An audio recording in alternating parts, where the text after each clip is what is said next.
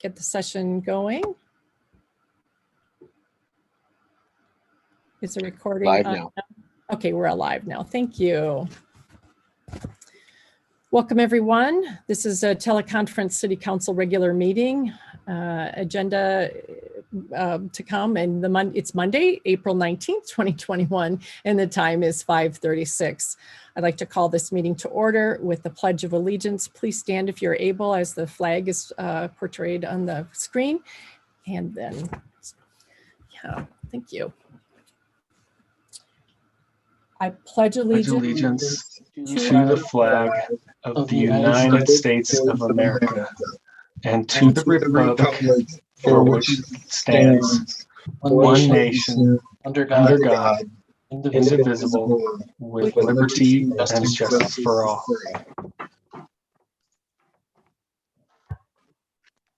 Thank you. Would our clerk please take the roll call?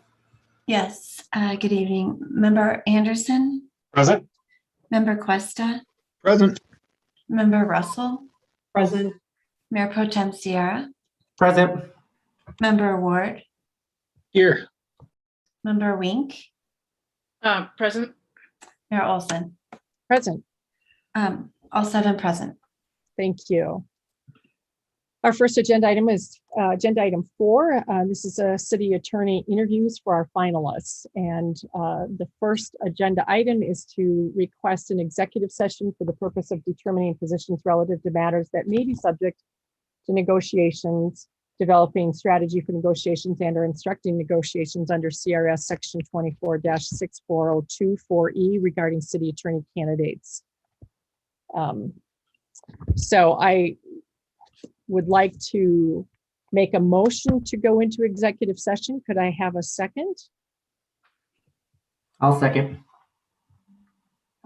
And any discussion on this?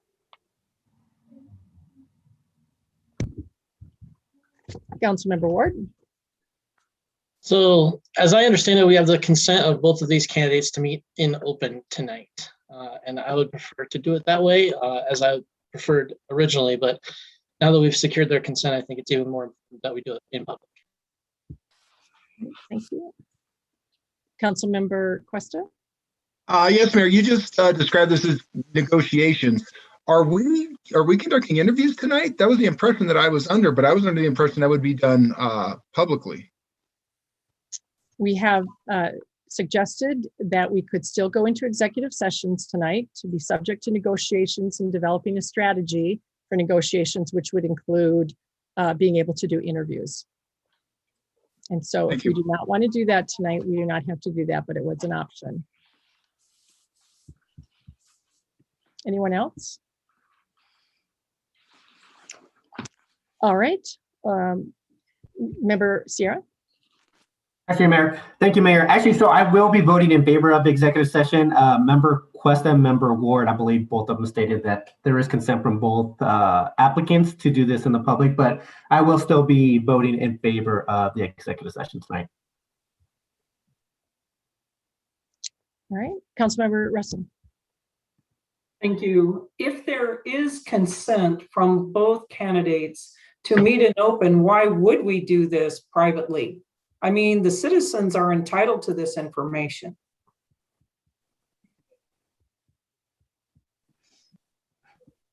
Are you asking any of us to respond to that, or?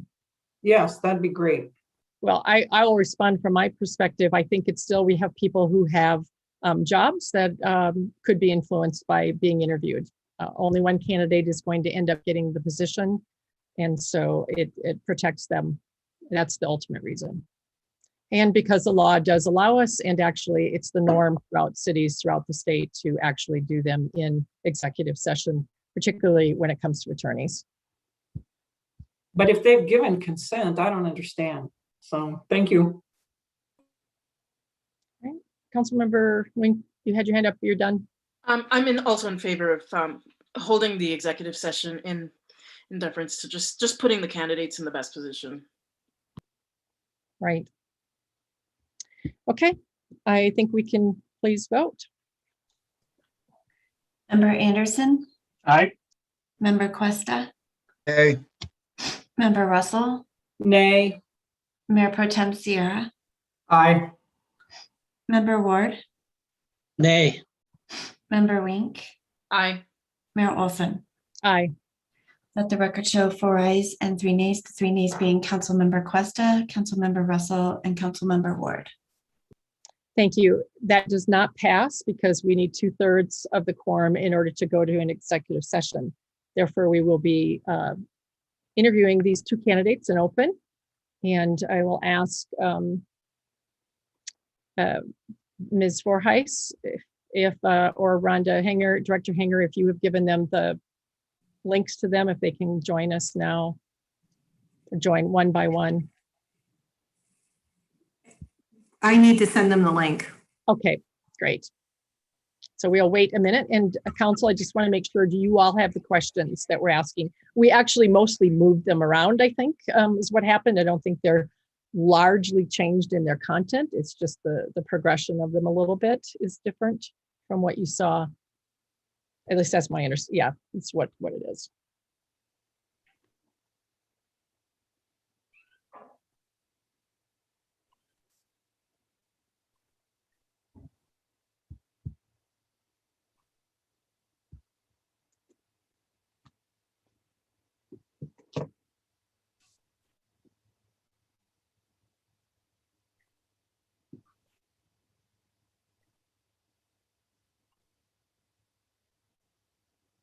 Okay, so that works, whatever.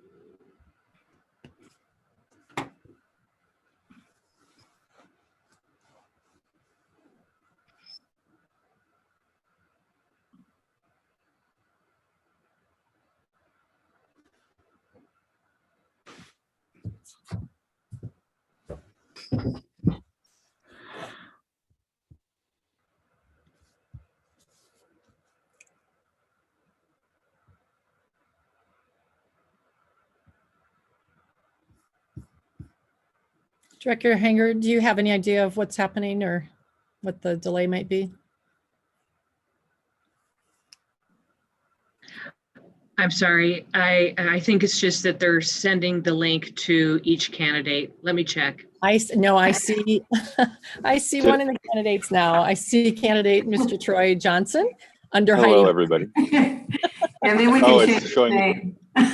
It's fine. It's absolutely I can fine. be Heidi Glad for the to night. have you. Glad you made the link in, and thank you for being willing to be with us tonight in this way. So Of course. appreciate it. Mr. Johnson, we have a number of questions, just like we did the last time, and we're going to cycle through everybody asking them so you don't hear my voice droning on every time. So I get to kick it off, and it's a bit of an icebreaker in a sense and a way for you to get to know, or for the community to get to know you as well. But from your research on what is going on in Englewood, where do you think you can hit the ground running, and what issues interest you the most and why? Oh boy, that's a good question. A lot of things certainly interest me.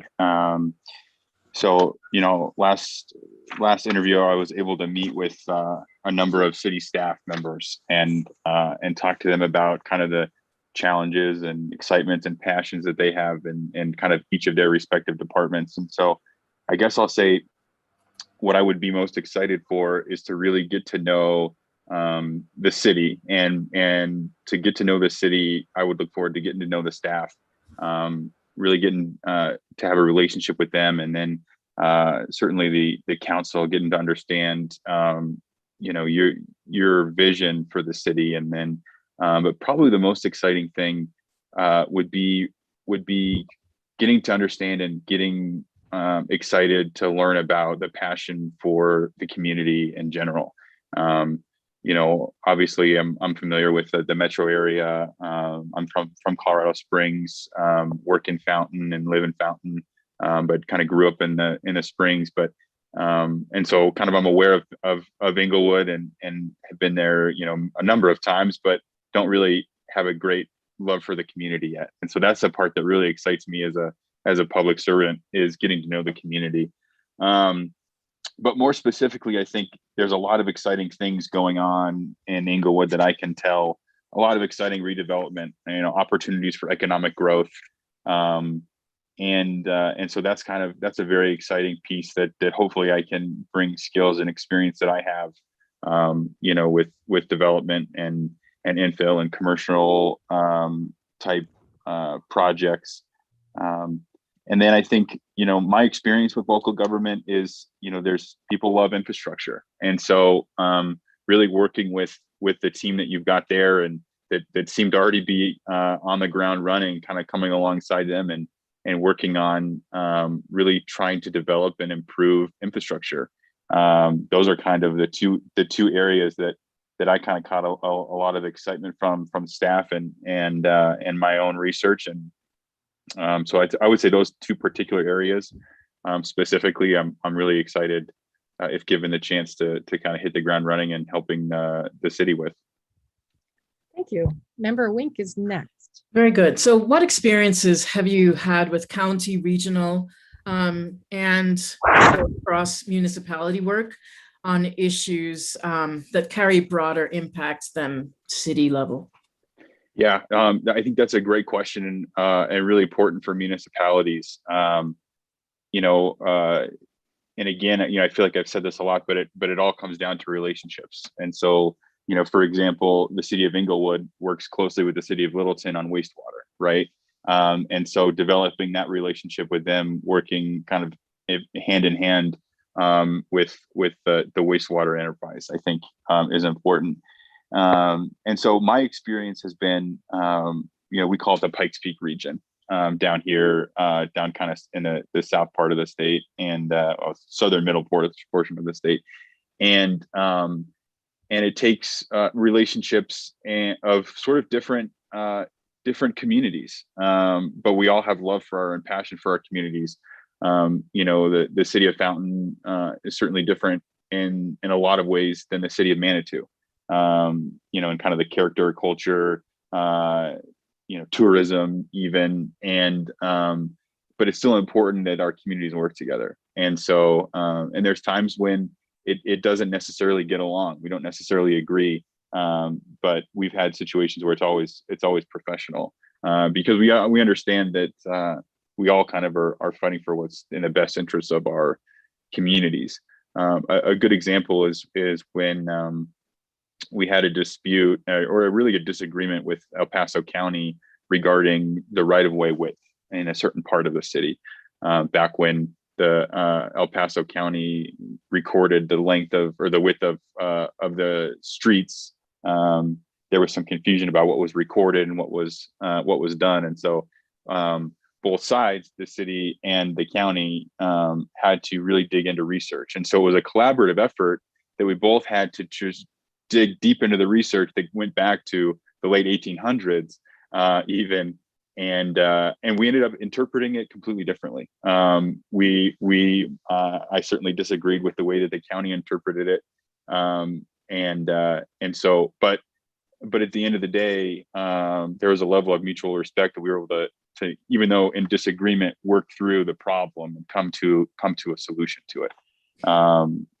So yeah, go ahead. If you have a follow-up, Dr. Wayne. Thank you. Yeah, and this traffic matter or the streets issue with the county, did you experience that? Were you involved in similar larger level experiences more frequently beyond this? A yes or no will suffice here. I don't need to go through all of them, but yes, quite a bit. Okay, great. Thank you so much. Thank you. Are you finished? Yeah, Councilman? that was, Okay. oh, sorry. Great, or both of you. The world of Zoom interruptions, don't you love it? All right, next then is, I think, Mayor Pro Tem C.R.S. Thank you, Mayor. Welcome back, Mr. Johnson. What do you think, excuse me, what do you think you would need to work on in the first 60 to 90 days and up to the year to get up to speed with major multi-jurisdictional urban environments, if any?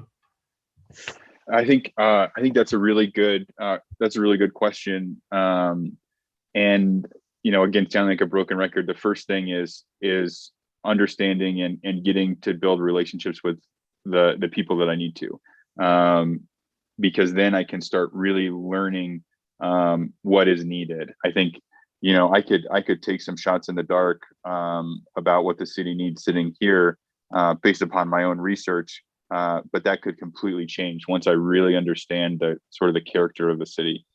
And so I think, a good way, and well, let me say this too, that part of what's difficult is, I've worked in, I was raised in Colorado Springs area, worked for a bit in Pueblo, and the rest of my time has worked for the city of Fountain. And so learning that, I've kind of learned and am comfortable with the sort of, like I said, the Pikes Peak area sort of political culture and political climate, but it's sort of a different ball game up in Denver. And so that would be not only kind of getting to know the character and culture of the city of Inglewood, but really digging into the culture of the entire metro area and understanding Inglewood's role in that kind of larger metro area context.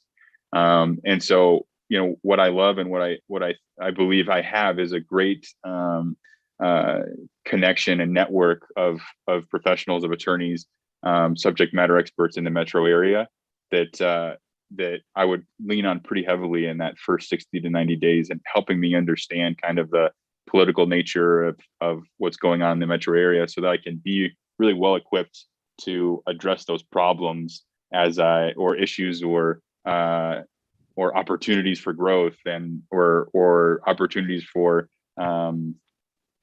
achieving the vision of the council, so that I can kind of hit the ground running and helping and coming alongside the work that's already being done in those areas.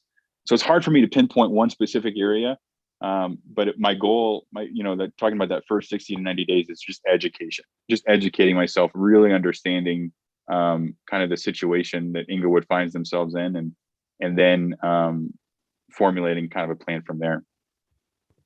Thank you, Mr. Johnson. Thank you. Member Wink might have a follow-up. I'm not sure, or did I not put your hand down earlier? Yeah, it was just left up, I think. Oh, I'm sorry. I thought I did. That's all right. All right, next is Member Anderson. Good evening, Mr. Johnson. Thank you for returning again. My question tonight is describe how you work with your city manager, and give us an example of when it has gone well and when it has been challenging, and what you did. The city manager, city attorney relationship is an interesting one. And so the way that I see it is the city manager has been delegated a lot of influence and authority by the council to sort of implement the vision day to day. And so, so the most important part is understanding that he's kind of the leader of the organization, along with the council. And so understanding that, but then also understanding that I report directly to the council, or the city attorney reports directly to the council. And with that comes sort of an accountability measure that the city attorney has, and it's the council can count on accountability with the city manager. So, 99% of the time it's really well coordinated. It's really, the kind of the day-to-day marching orders and kind of direct reporting and working closely with the city manager is really important. And so that's kind of, the idea, and recognizing that position, and but also understanding that that it's bigger than that, that the city attorney has sort of an ethical responsibility to the organization, not directly to the city manager. And so I've been lucky enough not ever to have that conflict come up with my city manager. We have a great working relationship, and it's never come up where he's needed accountability. But he also understands that if the time came where something did happen, that would be my role, and so we work well together. If there's an issue, if there's something that needs worked on, I will go directly to him. He'll come directly to me. The best experience I can think of is that there were a couple employment matters a few years ago that we worked closely on, but he also, under the Fountain Code, acts as the appeal authority, and so once I kind of, like I've been talking about, established a good relationship of trust with him, he trusted me to sort of run through that entire process, one that he's had to micromanage in the past, but now could take a step back, recognizing his role as the appeal authority, and trust that the process could run fairly and smoothly, and he didn't have to like keep his hands on that issue, and kind of kept it for the appeal authority. And that worked really well. And so that's kind of been a nice transition for the city to handle those employment matters in that way, something that he's never been able to sort of delegate off of his roles. And as I've been talking, I've been thinking about a time where it hasn't worked well. And I'm struggling because I recognize the fact, and we might have had disagreements about minor decisions, but I recognize that all my role is to provide legal advice to the city, and in this case, the city manager. And if I can advise him and give him the information and knowledge and research and background that he needs to make decisions, then that's all that my job is, and so that he can make the best decisions that he can. That's what I want. And so there might have been times where we might have disagreed about a small decision, but at the end of the day, I recognize that city manager's roles and responsibilities are to make those decisions. It's my job to educate him on those decisions. And so even when we disagree, I recognize that it's not my job to make decisions. It's to make sure that everyone's advised properly. Thank you. And I think Mayor Pro Tem Steer is next again. I am. Mr. Johnson, can you tell us about a controversial municipal issue with which you've been involved? What was it? What was your role? And in hindsight, what did you learn, and what might have you improved upon?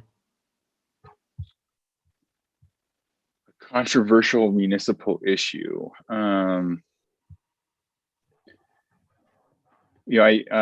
that I mentioned to the council last time, I was trying to think of a different one, but it's probably the most controversial, and it kind of addresses the issue between kind of regional cooperation. Was there was a dispute between a recently annexed business. The city of Fountain recently had annexed an area of unincorporated El Paso County, and what had happened is a local regional transportation authority was that land had been designated as a regional transportation authority, an RTA, because the entire county joined. And so we believed that that area of the RTA should have changed when the city annexed, based upon the home rule authority given by the Colorado Constitution. And so the county and the rest of the RTA members disagreed with that because they wanted their tax, and we didn't want our citizens to get double taxed. Is essentially what it came down to. And so I worked with the business and engaged in pretty serious litigation. There was some political pressure as well. So we worked with the state legislature to try to get a measure passed to change the way that the state law was written for RTAs. And so it was this kind of multi-tiered approach. And there was a lot of money at stake. so a lot of pressure, a lot of opinions, and a lot of controversy. And so I like to think that I represented the citizens of Fountain well in pushing so that the citizens didn't get double taxed, as the way I would view it. And I repeated in my amicus brief to the Colorado Court of Appeals, that's what this country was founded on: taxation without representation, right? And so I sort of argued that to the Court of Appeals, and it was controversial. It certainly was, because of what was at stake, because of the power of the RTA, the whole region essentially, except for Fountain. But my job and my roles were to represent the best interests of the city, and that's what I did. And the hope was, and that at the end of the day, other attorneys, other representatives of those areas respect the way and the professionalism that happened with that. And so I think, like I talk about relationships with other communities in the surrounding area, that's important. But at the end of the day, what's the most important is making sure that the citizens and that Inglewood comes first, and that would be my priority. Thank you, Mr. Johnson. This is the RTA. The RTA is the cog for the area. Is that right? For the transportation dollars from the federal government, is that right? I believe so. Yeah. Mm-hmm. Okay. And the cog ran that one out, right? They did. Unfortunately, and then the business didn't want to appeal to the Supreme Court. I thought they should. They didn't want to spend the money on it, and so it kind of lost its steam there. But yeah, so that was unfortunate. But I believe it was. I think at the end of the day, that's what the court ruled, and that's the way that the law was written. And so, they interpreted the state legislature. I maybe have disagreed with it, but that's kind of the way that it ended up. Thank you. I keep remembering that happened, but I can't remember the details. Councilmember Russell is next. Good evening, Mr. Johnson. It's very nice to meet you this evening, and congratulations. You as well. Thank you. Thank you. My question is, describe a conflict you had with a colleague on the city team and how you approached it, and then what happened. I'm trying to think of a time I had a conflict. I think the one that really pops into my mind was the court administrator of the city of Fountain reports directly to me, and she had an issue with finance, getting paperwork in order for the finance department, and it created a situation where, as it happens, and as many of us are aware, they kept emailing back and forth, and just it got worse and worse. And so I got wind of it. Somebody CC'd me on some email, and my response was, why are you guys are right across the hall from each other? Why is this getting into an email fight when you can just go talk it out? And that's been my approach from kind of the beginning of my professional career. Is problems a lot of times can really be solved by getting in the same room, looking eye to eye with somebody, and honestly and frankly discussing the problem, because really 99 times out of 100 you've got the same interest. You both want to do what's best for the city, and so anytime I've had minor conflicts, that's always my first go-to. And so it's hard for me to think of a moment where things got really bad, because before I let them get bad, I deal with the situation. And that's really important to me, is to deal with it before it becomes something. And if I get a whiff of something, if somebody disagrees with, something I said or an opinion, then it's my job, it's my responsibility to go to that person and sort of talk it out. And the best way of talking it out is really explaining my position, and we've all got passion for the same thing, and that's public servants, and we're all want the same goal, and that's the best for the city. And starting from that place, any other conflicts are easy to solve. And once we're on the same understanding that both of us are on the same page with that, the rest can kind of take care of itself. And so that's what I've seen, is that when problems arise or they start to arise, let's nip it right in the bud real quick and get it taken care of. And that's what I did with these two. I mediated between the court administrator and the finance person, and got them in the same room and told them exactly that you're both great at your jobs, you both love what you do. Let's figure this out. And that's all it took. There were some technical things that we had to work through, but as soon as that is on the table, then the rest sort of takes care of itself. All right, great. Thank you very much. Thank you.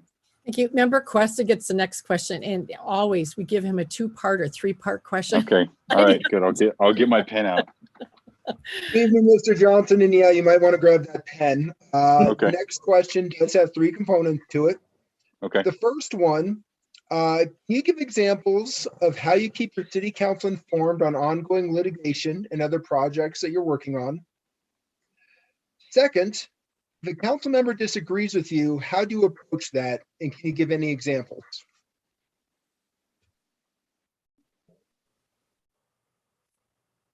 You're just so good at answering those 2-part questions or asking. Member Cuesta. So was there a third part? Yes, well, it ties into that second component, which is if a member disagrees with you, how do you approach it? And then do you have any examples of such a situation? Okay, I think hopefully I can provide one example that kind of runs through these 2 or 3-part questions. So, areas of litigation are difficult because they're so delicate, right? Depending on what the litigation is, whether it's a contract dispute or an employment matter or something like that, that it's important to keep the council informed. But things change quickly, and so the easy way is to hold executive session, because these things you don't want the other side of a litigation issue or a litigation or a lawsuit to sort of know and be aware of the disagreeing opinions of counsel. So you want the counsel to be able to speak freely about the issue. So that's the best way. And then initially, and then what I've done in the past is discuss during kind of an initial executive session is discuss with the council how they want to stay updated, and and how involved do they want to be. And so, because part of that litigation discussion is understanding the best way of communicating with them, and every case is different. And so usually what they do, and council, my council works great together, and so they'll say, well, this particular council has an interest in this area, and so we're okay if you on the kind of day-to-day details, if you keep them informed, and then they can help decide with the big issues when to come to in another executive session that you may need to inform us about a settlement offer or something like that, something bigger. And so really, again, I leave it to the council's discretion and let them kind of tell me their opinions as I keep them informed initially on litigation issues.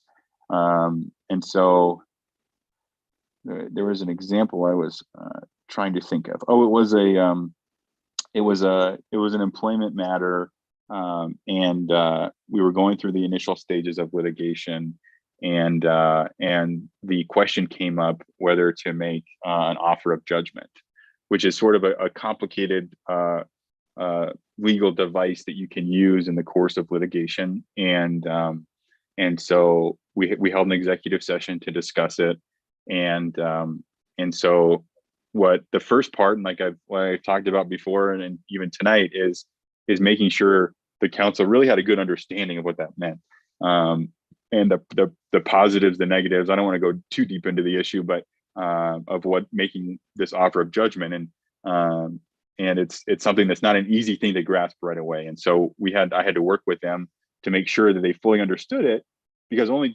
when they fully understood it could they make a good informed decision. well, not a decision, but instruction about how for me to go back and negotiate that offer of judgment. But there was one council member who didn't agree with the rest of them, and that was kind of the differencing of opinions that this one particular council member had, and he was more concerned with sort of protecting the city and not as much about kind of reducing the exposure, but at the end of the day, and I think, like I mentioned last time, I'm not a decision maker, right? I'm just the public servant who makes sure they understand. And so that was up to the rest of the council to give me direction. So I certainly gave my opinion about the best case forward, but at the end of the day, they're the elected leaders, just like you all are the elected leaders. And so I felt comfortable hearing his opinion while I maybe disagreed with it sort of on a personal level. It was clear to me that he understood, and that's all that I cared about, is making sure that this sort of complicated legal issue that he understood and had an opinion on. And the rest of the council sort of disagree with him as well. But that's their job, to make those decisions. My job is to make sure that they're informed. And so he knows, and my relationship with him is that he respects me, I respect him, and so it's never personal. He was able to understand and give his opinion. At the end of the day, he got sort of overruled by the rest of the council. But what was important to me, and we talked about it later, is that he really understood and was able to make that informed decision. Very good. Thank you, Mr. Johnson. Thank you. Member Ward is next. And council, I'm gonna, I think you can follow up with questions too along at the end here if you're thinking of some things. Sometimes the public believes you are the city attorney for all of the city. Yeah. Describe how you handle feedback, expectations, or demands with the public on issues important to the city. Yeah, that's a really good question. I think there's a few parts of that, and let me start off. I think, I don't think I've mentioned this throughout the entire process, but I'll mention it because you mentioned taking criticism. And I'll tell you this, I believe that my most valuable skill set, whatever you want to call it, value, personality trait, is humility. Because that's what's most important to me, is that I know that there's always something more for me to learn. There's always feedback that I can take. And that's something that I firmly believe, and I believe has been successful for me professionally, is maintaining that humility in my practice and always striving to be better. And so my hope is that if you ask somebody who's given me criticism or constructive feedback, is that I take it really well, because it's always my goal to strive to be the best attorney that I can be. So that's kind of maybe the part one of the answer. Part two of the answer is that happens a lot, that people think people don't really understand the role of a city attorney. And it's confusing, right? Because they think, oh, I live in this city, I'm a citizen, I'm a citizen of Inglewood, he's the city attorney, right? And it's even more confusing when you talk about prosecuting attorneys, right? And because all three the roles are a little bit different, whether or not you privately represent citizens, you prosecute, or you represent the city on other matters. And so I've had experiences with all three, where somebody thinks, hey, I'm having I've got a divorce, I need help, and I kind of like those conversations. They're usually pretty short. I was a public defender for a number of years, and having kind of those personal relationships with people. And at the end of the day, they are citizens, and so I talk them through. And unfortunately, I can't do that. I have one client, and it's the city, and so I can't take anyone on new clients. That's kind of my pitch. And then some people that I don't do any of the prosecution work personally. And so I usually direct them towards that. But then there's a number of people that do have legitimate concerns that for the city attorney, maybe their business doesn't fit the zone that they're in, and they're frustrated and they can't get it figured out, and so they give me a call, and or something like that, and then I'm able to sort of dig in and work with the appropriate staff, right? In this case, of planning or zoning staff, and work through the issue, and hopefully, if we can solve it, we can, right? Customer service is great, but at the end of the day, we've got codes, and so if we can't come to a solution that they want, if well, the zoning is what it is, if that's the answer, really helping that citizen understand why it is we can't do exactly what they want to do. What I've always said is people know when they're being treated with respect, and so that's kind of paramount, is treating people with respect, even if they're not going to get what they came in for that day, and I'm going to have to say no, like, we can't let you do that. It's making sure they understand why, and at the end of the day, walking out the door knowing that they were treated with respect is the most important thing for me. Thank you. I have the last question, and then council can do some follow-up. Otherwise, we'll let you ask us some more questions if you'd like. Okay. But how do you talked a bit about this in the first interview, but how do you decide when to work with outside counsel, and how do you ensure successful service? Yeah, I think outside counsel is an interesting topic, and so kind of readdressing it and clarifying. When I was first starting my municipal law career, it was a device and a tool for me to gain experience and expertise in areas of law that I hadn't otherwise. And so, we would find the best of the best in this particular area, and they would sort of come alongside the city and help kind of usher the city through. But over the years, I've learned a lot through those experiences and through other ways, obviously. And so now I see outside counsel as sort of consultants, and I feel like I've developed a great network of SMEs, subject matter experts on different areas. And so if I'm having a particular issue, it's a quick phone call. It's a, hey, this is bang bang bang. This is what I'm dealing with. This is what I'm thinking. Am I on the right track?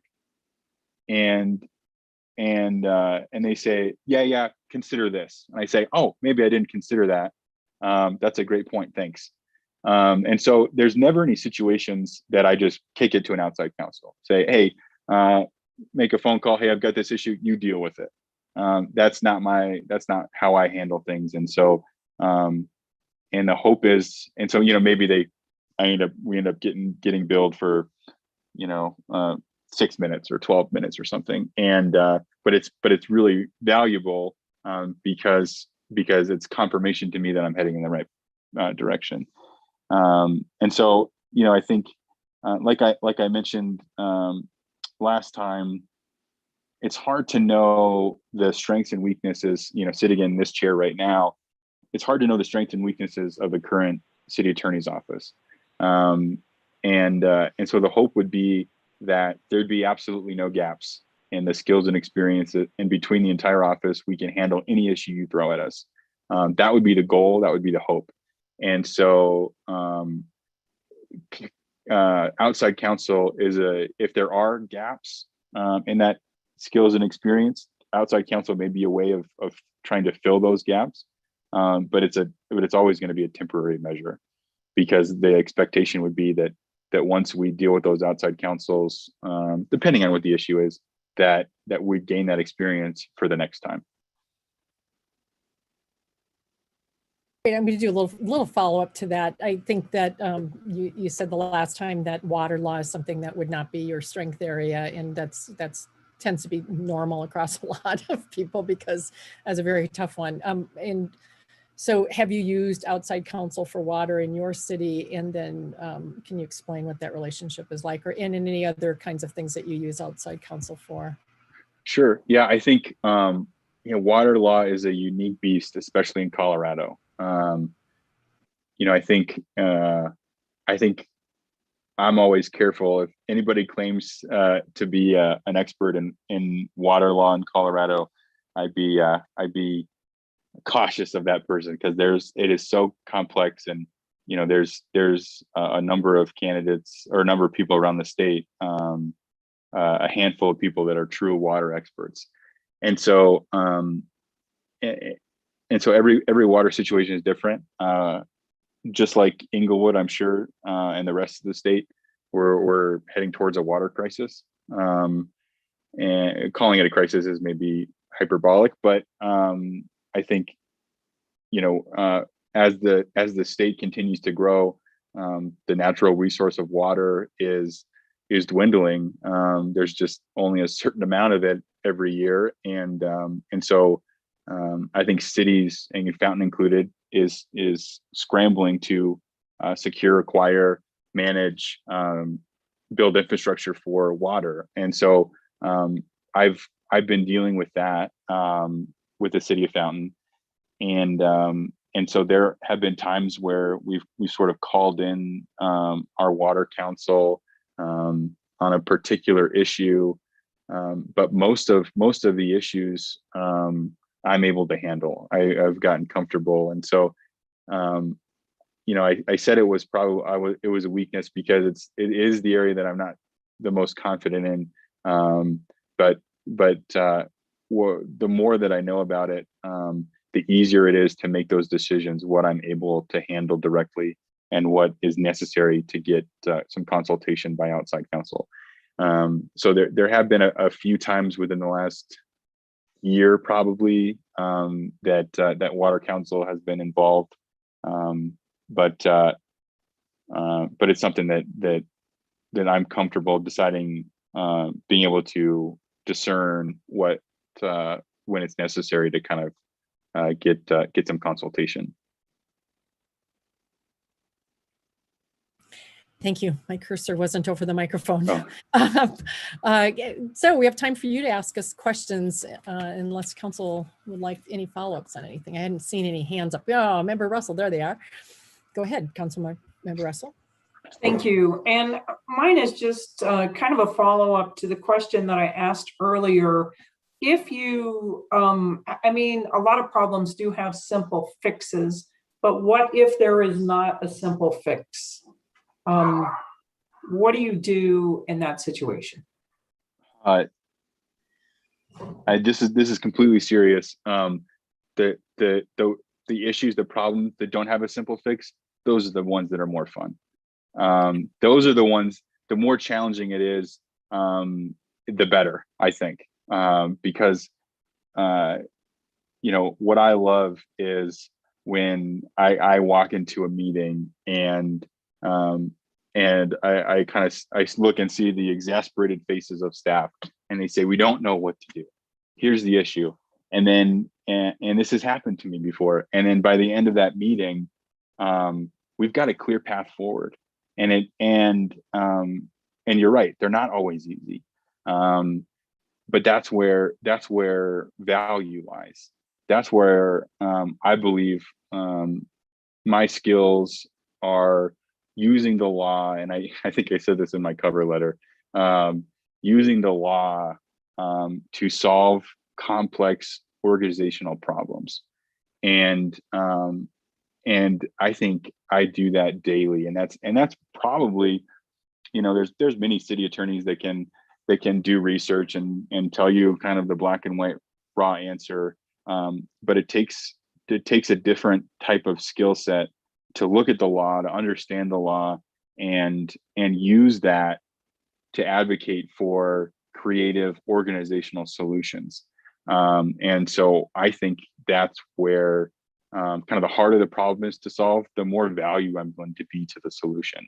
I really believe that. And so those are the things that I welcome, that I get really excited about, solving them. And sometimes, I think I mentioned it last time, and Councilmember Russell, you weren't here, but I had an issue where the opposing side had three attorneys working for basically 48 hours straight on this complex legal solution. And I came up with a simple, pragmatic, easy, sort of non-lawyer solution in a matter of minutes. And it's that kind of straightforward thinking and sort of common sense is what it was.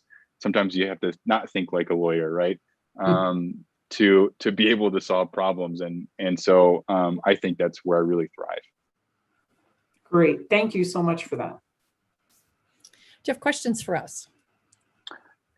You know, I was able to ask a lot of my questions last time. You know, I feel like the biggest questions that I have are, again, kind of like I alluded to in the beginning, is trying to understand the character and nature of Inglewood. And, you know, I can look at all the numbers, you know, and do all my research, but really getting a feel for it.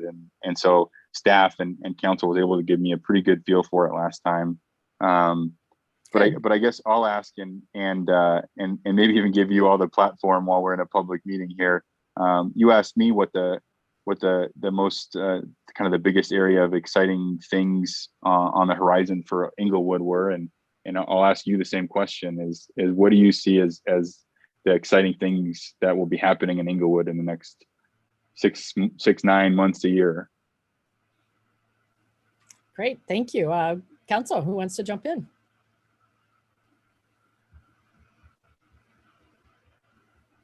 I can jump in, Mayor. Thank you, Mayor Pro Tem. So, Mr. Johnson, I think the big thing, you talked about a couple of them. Infrastructure is obviously number one. The redevelopment of the city center is number two, but also there's the DDA that was just formed by the voters back in November. So that aspect is also going to be something pretty big within the city itself. So I would label those as some of the major items. I think we kind of discussed some variation of this question before as well. I think some of the other big things is just the fact that we are going to be getting, you know, we're going to be opening up now past COVID, right? So what's going to happen then? How are we going to support our small businesses? Obviously, there's going to be people that feel that we're opening too soon. Some others are going to feel that we're not opening soon enough. So just balancing that and just exploring where we take the city from here post-COVID, I think is going to bring some type of challenges, but also opportunities. So I think that it should be an exciting and interesting time in the, you know, the months ahead. Mm-hmm. Someone else want to jump in with that? Member Cuesta, go ahead. Thank you, Mayor. And mine is brief, and it just builds on what Mayor Pro Tem had just mentioned, and it is this post-COVID world. And one of the things that's been interesting to me are a lot of the emergency rules that have come up in different municipalities that have been offered to businesses. And it's kind of given, I think, a lot of new perspectives on different ways municipalities can do businesses and allowances and permissions they can provide their operators within the city. And so it's certainly a conversation we're going to be having. And, you know, you mentioned 6 to 9 months. This to me is one of those immediate issues. I know council is already receiving some emails from groups within the city of emergency orders they'd like to see made permanent. So I'm really happy. I actually think that's maybe one of the blessings in disguise that came out of COVID, is that there really might be kind of some different ways of doing business on the other end of this, that cities can provide our valued businesses more opportunities, and I think more allowances. Thank you, Mayor. Thank you. Anyone else? No. Thank you. Mr. Johnson, do you have anything else? Or Attorney Johnson, I should really say, but that's okay. I don't think so. I think that was really all the questions I had. It's been great getting to know you and your city, and I think it would be a pleasure to work for, and I'll leave it at that. So thank you again for your all time, and any public members listening, it was nice to meet you as well. So. Thank you. We wish we were in person to do this. We would have had an open house type of thing if we were going to do it open like this. But I also want to thank you for your public service and your willingness to appear tonight in a public setting. Appreciate it. Absolutely. Thank you. Take care. Thank you. Thank you. Bye. Bye-bye.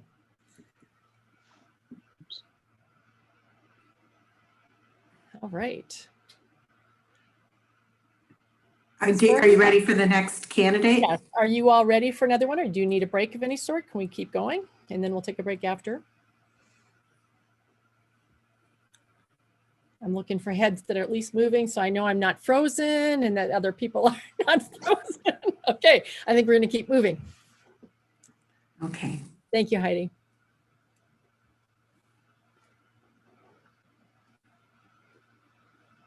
Some of you are much better at sitting still than I am. I move around all the time.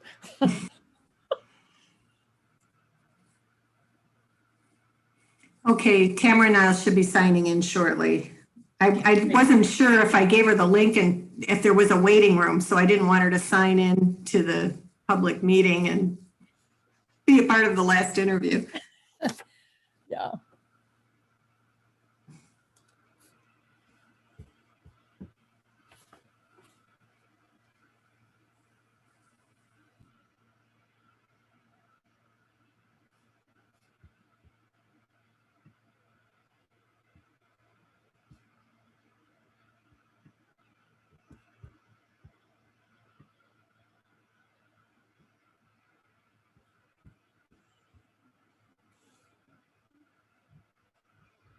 Is she coming via your name again? Okay, yeah, GovHR.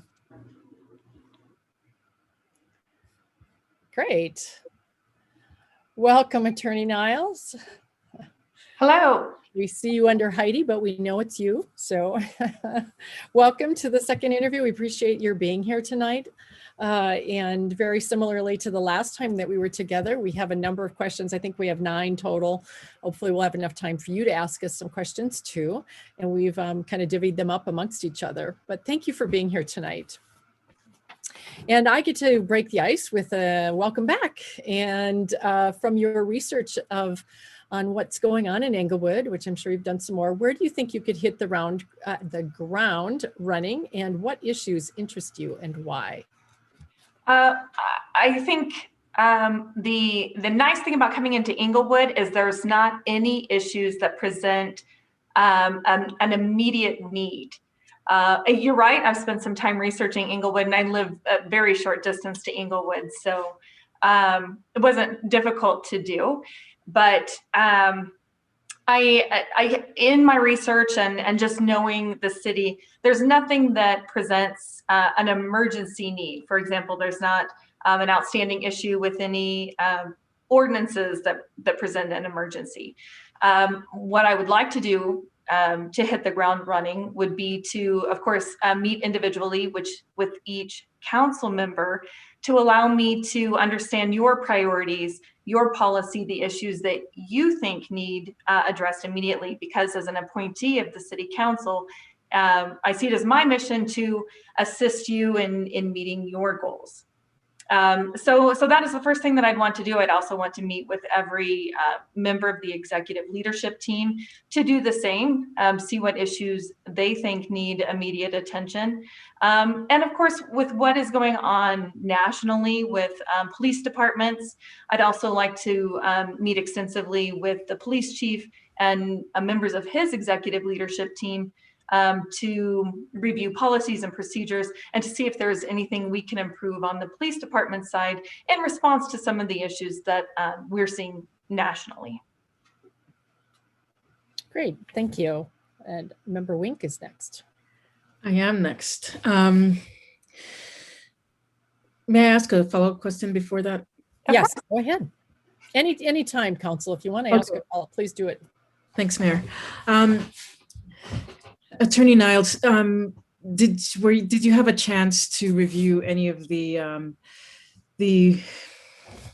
let's say documentation of any type as a follow-up to the police reform task force we formed in June last year as a response to the events of the year, namely the George Floyd shooting, and then the recommendations to council and how we followed up with that? Did you have the opportunity to look into that to any degree? Just a yes or no would be great. Preliminary degree only, nothing in detail. Okay, fantastic. Thank you. So my question formally is, what experiences have you had with county, regional, and or cross-municipality level work? So with regard to issues with a broader impact than strictly to the municipalities? Well, I was a city attorney in a prior municipality for 14 years. And it was in a county that had a sister city that was 10 miles away that was approximately the same population. So on quite a few issues, we entered into cooperation agreements to reach commonly shared goals. More specifically, both cities owned an airport and industrial park together. So I was on a board with the governing board, not an appointed member or an elected member, but as an attorney to the joint cooperative effort and representing both cities and the county in their running of this airport industrial park. So that was a very involved cooperative effort between two municipalities. In addition, I have drafted interlocal cooperation agreements with different fire districts, water districts, so to allow a municipality to provide water to, for example, at a county water district that preferred to get their water from the city because it can be a higher quality, more treated water, safer water. Some people may think. And as I think I mentioned fire already, there are just so many ways that government entities can help each other. And so I'm certainly a proponent of that, and I'm sure you are as well, because if you pool resources, you can also save money, provide a higher level of service, and at a lower price to the citizens of your municipality. Great, thank you very much. Thank you. Mayor Pro Tem C.R.S. is next. Yes, hello again, Attorney Niles, welcome back. My question for you is, what do you think you need to work on in the first 60 to 90 days to a year to get up to speed on Colorado law and working in a major multi-jurisdictional urban environment? So in our prior interview, we discussed how I was a city attorney in the state of Kansas, and also the president of the City Attorneys Association of Kansas. So I was very familiar with issues faced both by rural communities as well as urban and suburban. As a member of a statewide organization, and very involved in providing training and leadership opportunities to city attorneys statewide, you have to be aware of all those issues and address them and provide mentoring opportunities and cooperate with each other. As far as getting up to speed in the state of Colorado, I spent the weekend doing just that, studying Colorado law. And of course, I do represent municipalities in the state of Colorado currently, but not in a city attorney role where I'm involved on a day-to-day decision-making and legislation drafting basis. So I spent the weekend really reviewing different laws applicable to the state of Colorado municipalities, and found that they are largely identical to those in the state of Kansas, which I had found previously in representing municipalities on a litigation basis. But so I also reviewed various upcoming potential laws, potential legislation that will be faced by Colorado municipalities, as well as legislation impacting municipalities in the last few years. And I found that while there are minor differences from the state of Kansas, they're largely very, very similar. So ultimately, I suppose to answer your question, I feel comfortable, and I feel very comfortable with Colorado municipal law, and I feel like I'm up to speed on that. However, as I did in prior practice, if any issue comes along, I generally research it. I tend to over-research rather than under-research. I don't fake it.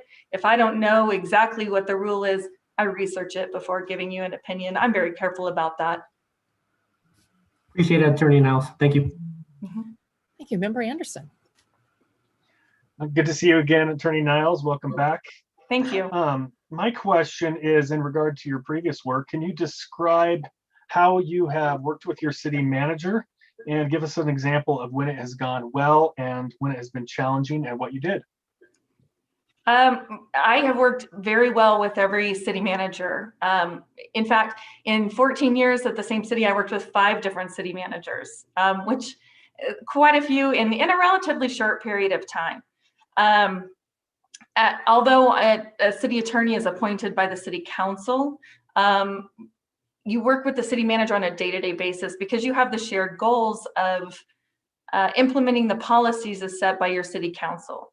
I found the lines of communication with the city manager are usually constant and open, because if they see an issue, they bring it to me. If I see an issue, I bring it to them, and you have to work very closely together. But it's that constant communication. But the shared goal means you work very closely together.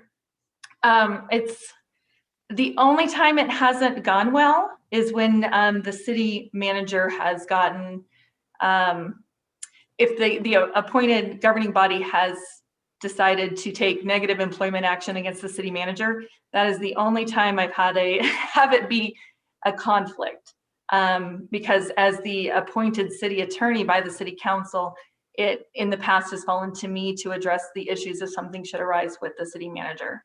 But again, because I've worked so closely with them, it hasn't been a bad experience, just occasionally an uncomfortable one, and only in that circumstance.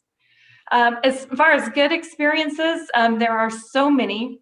What I really enjoy is working with the city manager to create and collaborate to form a creative solution to an issue that the city council has directed us to resolve.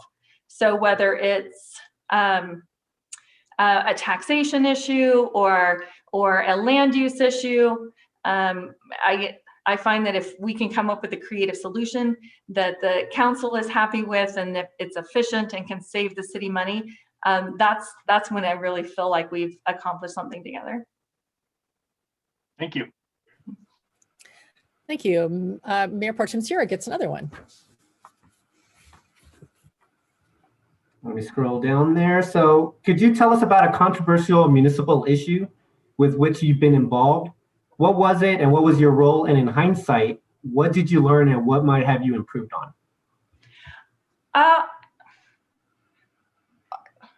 But I mean, there are many controversial issues are presented to a city governing body. I think the most controversial issue I ever addressed was public prayer. It's something that people feel strongly about, and people feel strongly about it on both sides of the issue. Of course, historically in the United States, public prayer has been a part of federal government. And so it's been historically recognized as something that's allowed. When the Supreme Court addressed it several years ago, they specifically addressed public prayer in a municipal meeting and the beginning of those meetings. And so because I follow all Supreme Court cases and other case law opinions issued that may affect a municipality, I immediately raised the issue and we discussed it at a public meeting. We discussed it then, of course, in smaller task force, there was an organization of ministers that had provided public prayer. We discussed it with them, took public comment on it. And the city commission ultimately decided not to change their prior practice in response. And I felt it was my role just to provide the information, but it's the city commission or city council's role to decide how to implement that or if they want to implement that. Thank you very much, Attorney Niles. Mm-hmm. Member Russell, you're next, I believe. Yeah.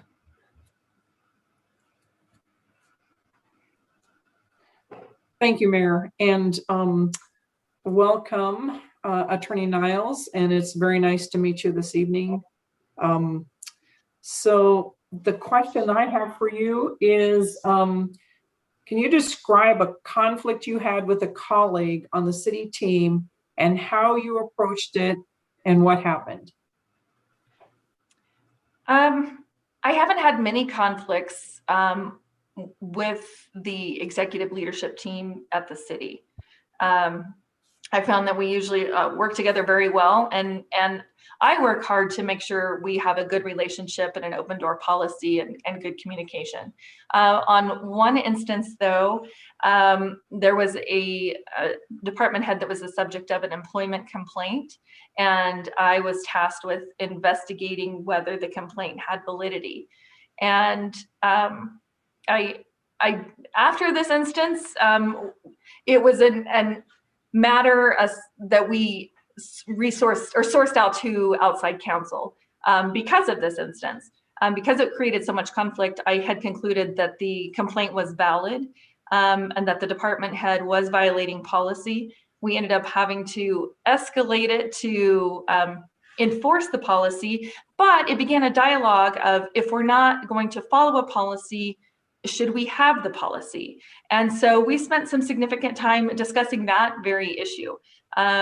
If a policy can't be followed by everyone in the city, then no one should have to follow it. And it ended up, we worked it out. The department head ended up choosing to follow the policy. We continued to maintain it in the policy manual, and everyone followed it. But so we used it as an opportunity, learning opportunity. And then he and I were able to have a very good relationship after that. We formed a mutual respect, and we understood each other's positions, and we had listened to each other.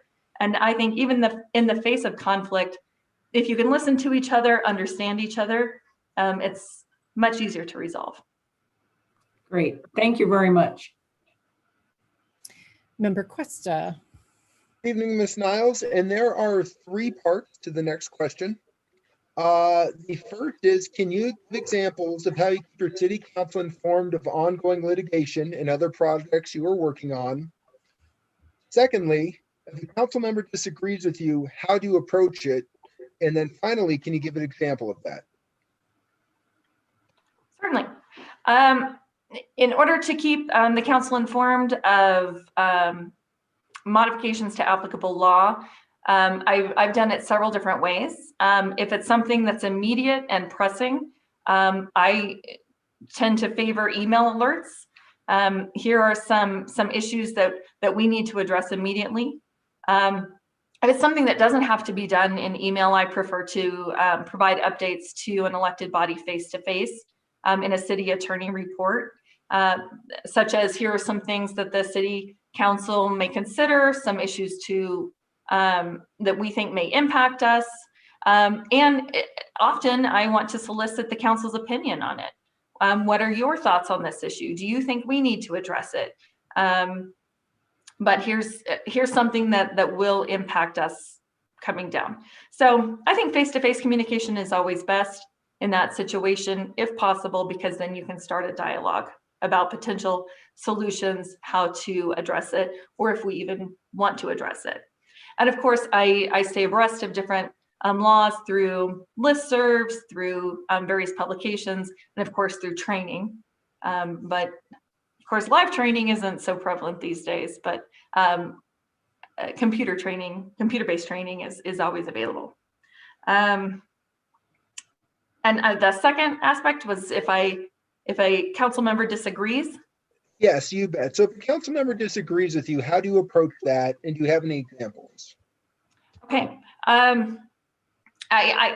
It's very common for elected officials to disagree on the appropriate way to address an issue. And I find it's not my role to tell the council what to do, because you are the elected body. It's my role to give you advice and recommendations. And so what I generally do is I give a recommendation on, this is how I recommend we address it, but then I want the council to debate it, discuss it amongst themselves.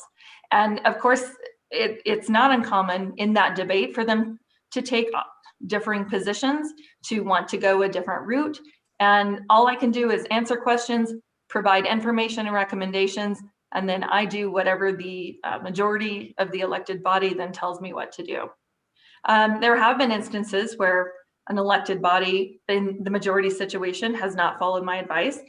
And I will use the prayer example. The ultimate decision was not what I had recommended. We did not adopt the legislation that I had drafted. But it wasn't my role to decide public policy or to modify municipal code. That is your role. And as an appointed employee of the council, I understand that, and all I can do is give you my recommendation. Very good. Thank you, Ms. Niles. Thank you. The next is Member Ward. Sometimes the public believes you are the city attorney for all in the city. Describe how you handle feedback, expectations, or demands with the public on issues important to the city. That happens quite a bit, actually. And I face that regularly. The prior city where I was a city attorney was about half the size of the city of Inglewood. And I think that if you're the city attorney, you should be very involved in the community as well. So I was very involved in public arts organizations, which meant I was out in the community often, which is why I was in those organizations. But I'd formed close relationships with members of the public that did think that as the city attorney that I represented them because they were a citizen of the city. But I can just give them information and tell them what my role is. But often citizens bring issues if they have a close relationship or even an acquaintance relationship with the city attorney.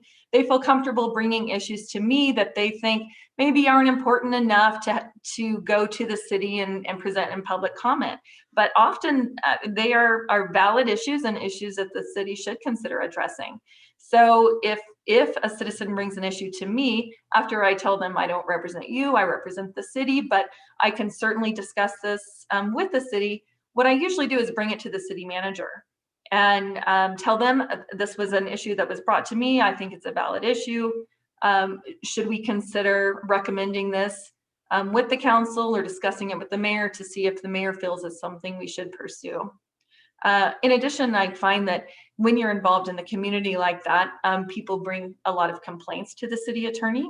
And it's an opportunity for me to resolve some of those complaints in an informal process and start a dialogue with the citizens to say, oh, this is what actually happened at the city. If it's a public meeting and I can discuss it, because often the city attorney work is very confidential and I can't. But if there's some public information, I can clarify something that's been misconstrued or something like that. But sometimes too, the complaints are valid. For example, I once had someone bring a complaint about the police department to me, and I went and talked to the police chief. Because as a city attorney, you do get to know all of the department heads. And if it's an issue, I can bring it to the police chief and say, I heard this is what's happening and maybe something you want to look into. Then I can help the citizens in that way. Great, thank you. Council, any other follow-ups for any of these? Put your hand up as I will ask my next question, which is the last one. So how do you decide, and we talked about this last time a little bit, but how do you decide when to work with outside counsel and how do you ensure successful service? This question is easier for me because I am outside counsel to municipalities currently. And as a prior city attorney, I've also retained outside counsel. So I've seen it from both sides. I think outside counsel should be utilized in 3 circumstances. One, when there is a specialized area of law where you need a specialist for that issue. For example, bond issuances. There are attorneys that only practice in that area of law. It's what they do every day. And so I think it's important to use bond counsel or water counsel. I know the city of Inglewood has used the same water counsel for 20 years. It's a highly specialized area of law. And that's certainly not something that I would want to interrupt a long-term relationship with a successful outside counsel. So special areas of law, if there's a conflict with the city attorney's office, you are required to hire outside counsel. Because there are multiple attorneys in the city attorney's office at the city of Inglewood, I don't anticipate that would be an issue, especially given I've only been in Colorado for a little over a year. So I don't have conflicts unless it's someone that I previously represented. And third situation, if the matter is so complex that it would utilize so many resources of the city attorney's office that we could not complete our core jobs, which are representing the city council, drafting legislation, completing our day-to-day duties. So for example, if there is an extensive lawsuit filed against the city, normally that's something that we would represent the city on. But for example, if it would require years of litigation and multiple attorneys, because there's only 3 attorneys, and if we would be unable to staff it appropriately, of course, then we would have to go to outside counsel. I would only use outside counsel as a last resort. I've been a litigator, so I can defend the city or pursue cases on behalf of the city. I've been a litigator for over 20 years. So I'm comfortable doing that myself. As far as having a successful outside counsel relationship, one thing I would do very early on is review our policy for outside counsel and our procedures. And I want to make sure that our litigation guidelines or outside counsel guidelines include everything we would need to ensure a successful relationship, that our needs are met, and to give us sufficient oversight to ensure that bills don't multiply. The cost of outside counsel can be very expensive, especially if there's multiple attorneys. So I would want to provide sufficient oversight, ensure we have appropriate reporting, and to be able to direct how many attorneys can be on the case, how much work can be done to ensure that costs stay within our budget. Thank you. That's very helpful. Council, further follow-up questions? All right. It's time for you to ask us any further questions you'd like to pose. Well, I'd like to ask a follow-up to your question to me about issues that I would see, that I would hit the ground running. What issues as a council would you like to see the city attorney address immediately? If that's something you're comfortable discussing publicly, because we are in a public meeting and sometimes these discussions would be attorney-client privilege. Great question too. So council, whatever you feel free to jump in and tell her what the challenges might be ahead or things we could end up with an attorney involvement on.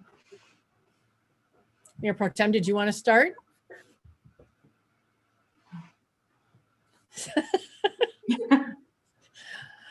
All right, someone else. Go ahead, Member Ward, you're first. I think one of the ongoing issues is some areas of the Inglewood Municipal Code and possibly the charter that are ripe for refreshing or updating. So that would be something that I would want to see progress on pretty quickly, just a review of our existing laws and what areas might stand to be updated. Mm-hmm.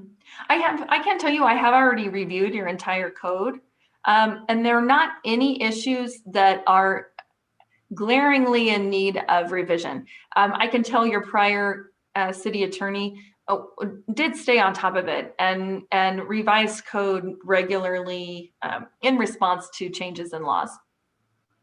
So that from a potential candidate for the position, I was happy to see that.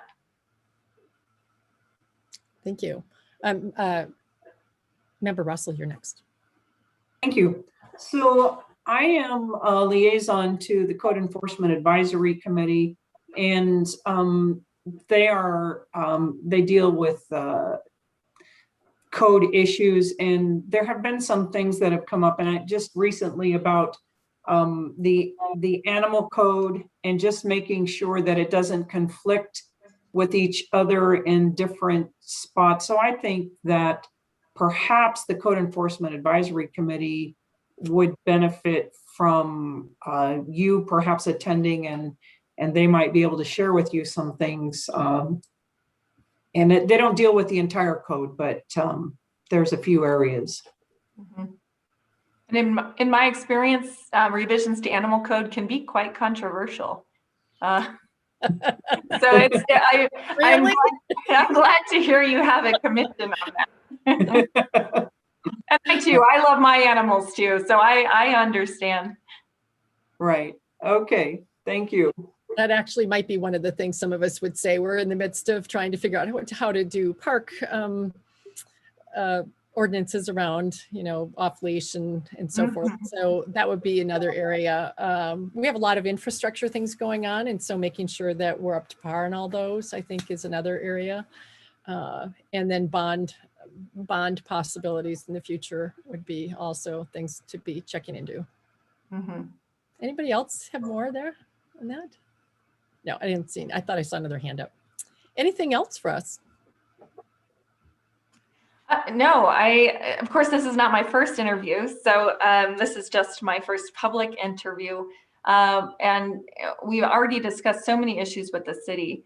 And that was the only additional question that I hadn't previously discussed in detail. All right.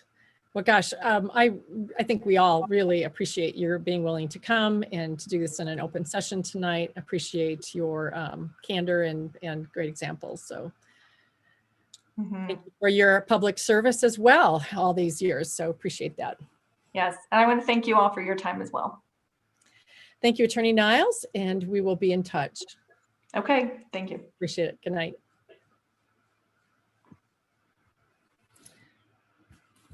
All right, Council.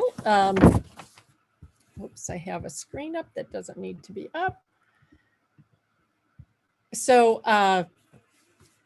the next item would be 4B, which would be an executive session, possibly to do follow up with negotiation and thinking things through.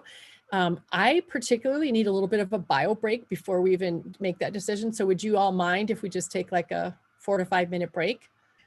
Before we do, Mayor, would we be going back to the initial executive session link that we were going to have gone to earlier had we decided to speak with the two candidates, that one? Yes. Okay. Thank you for asking that because I probably would have flustered at that point. But yeah, so yeah, that would be it. But let's take a what time is it? 7:03.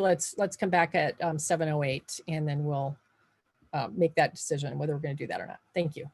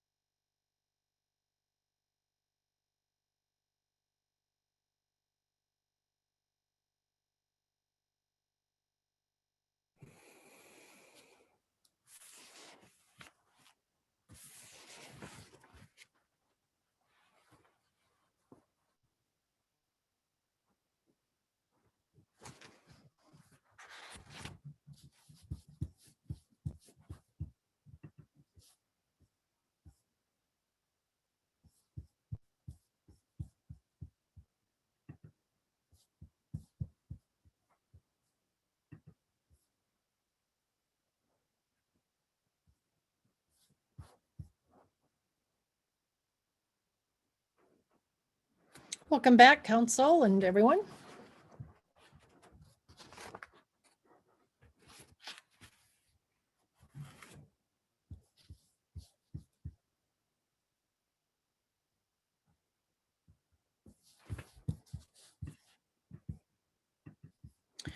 The item that would take us into the next section is 4B, with the city attorney interviews for finalists. And 4B, I would like to make a motion to go into executive session for the purpose of determining positions relative to matters that may be subject to negotiations, developing strategy for negotiations, and or instructing negotiations under C.R.S. section 24-64024E if necessary.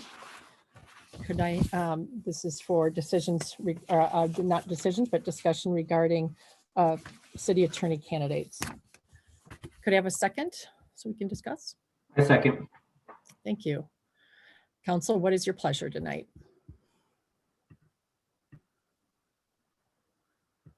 Councilmember Ward? So I'm actually slightly more comfortable having this discussion, which I assume is going to be which candidate we want to issue or enter into negotiations with in an executive session as opposed to an open meeting. We've conducted the interviews in public, and I think to speak to your concern about the possibility that candidates might be harmed by being interviewed in public, I think the potential for harm here lies in giving frank feedback amongst ourselves on how we saw those interviews. So I think I feel comfortable meeting an executive session for this portion of the meeting, as long as we're prepared to discuss with the public why we selected the candidate that we selected when we make that decision. Thank you. And I perhaps should ask our attorney, Mr. Attorney Harvey, if you can speak to the process that probably would be the best and most advised used in terms of talking about this when we come out. We don't make decisions in our executive session, obviously, but we can direct staff to negotiate. So Attorney Harvey, do you want to speak to that? Sure, yeah. So the purpose of this executive session, as you know, would be for the purpose of deliberating and or providing guidance concerning, which candidate the city wants to move forward on.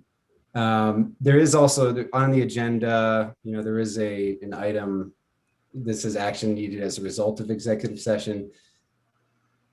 In terms of picking a candidate, you can actually do that within the executive session. If you were to do it kind of outside of the executive session, obviously there's, if you were to go with one candidate and they didn't, accept a position or whatever, there might be some kind of, I guess optics, issue, but it's certainly kind of up to City Council how they want to proceed on it. If you decide to go into executive session, you can also deliberate and also advise how to negotiate and how to make offers, or if it's City Council's decision, you can also come out of executive session, and then that would be more of a public, advisement as to how to present an offer. Thank you. Sure. Any other comments? All right, Mayor Pro Tem. So Mayor, I think I was a little bit confused by Attorney Harvey's response. I would think that any type of negotiation that we do outside of executive session, whether we even, to me, I'm just thinking because, there may be a favorite that we have tonight and that we want to extend an offer to based off of certain criteria as part of the contract agreement. I would be, at least the way that I'm seeing it, I'll be, feel free for any council member to jump in, but after we leave executive session, I think we just move to the next agenda item. Maybe we just state that we did have a favorite and are willing to make a contract offer to our favorite. But other than that, I think it just puts us in a precarious decision or position in order to state anything more than that. So I'll be happy to hear from any members of council, and also Attorney Harvey. I'm not sure if I just misunderstood what you stated, but just wanted to clarify on my end. No, and that's perfectly fine too if you want to proceed in that way. I guess what I was just trying to point out is that there's kind of an option. If city council chooses to go into executive session and then decides on a candidate and wants to direct staff to make an offer, you can certainly do that during executive session. Is kind of my point. Councilmember Ward. I was just going to mention that I'm comfortable with the process that Member C.R.S described, where in the executive session, we direct our negotiators to enter into negotiations with the candidate of our choice. And then depending on the outcome of those negotiations, we would at our subsequent meeting, probably next week, ratify that contract when it comes forward. Yes, we would make next week a special meeting, or if you wanted to, earlier, we could certainly call one too. All right, would the city clerk please take the call about, or take the roll call for vote on whether to go to this executive session or not? Yes. Member Anderson? Aye. Member Cuesta? Aye. Member Russell? Aye. Mayor Pro Tem C.R.S? Aye. Member Ward? Aye. Member Wink? Aye. Mayor Olson? Aye. Let the record show 7 ayes. I want to say that present in this executive session will be the following persons: Mayor Pro Tem C.R.S, council members, Member Anderson, Cuesta, Ward, Wink, Russell, Director, HR Director Rhonda Hanger, GovHR recruiters Heidi Voorhees and Charlene Stevens, our interim city attorney, who is Mr. Harvey tonight. And that will be it. And so we will use the link that was given originally for the second round. So, and it says city attorney interviews on it, I believe, something like that. So it should look different than the one you're in right now, but we have to leave this one to get there anyway. So see you shortly. Any questions from anybody before? Everybody got the link? All right, Ryan Huddycutt is around if we need it.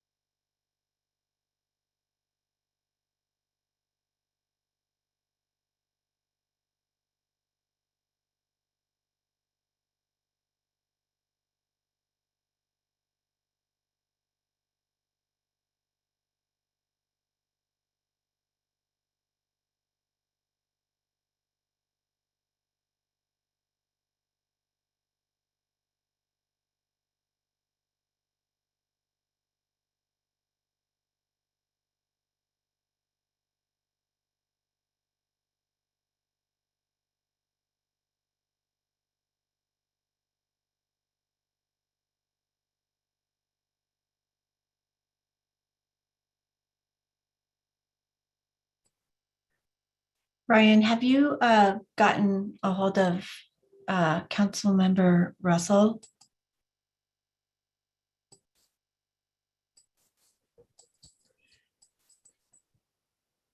She's not in the other session, but I don't see her on here. Oh, she's there.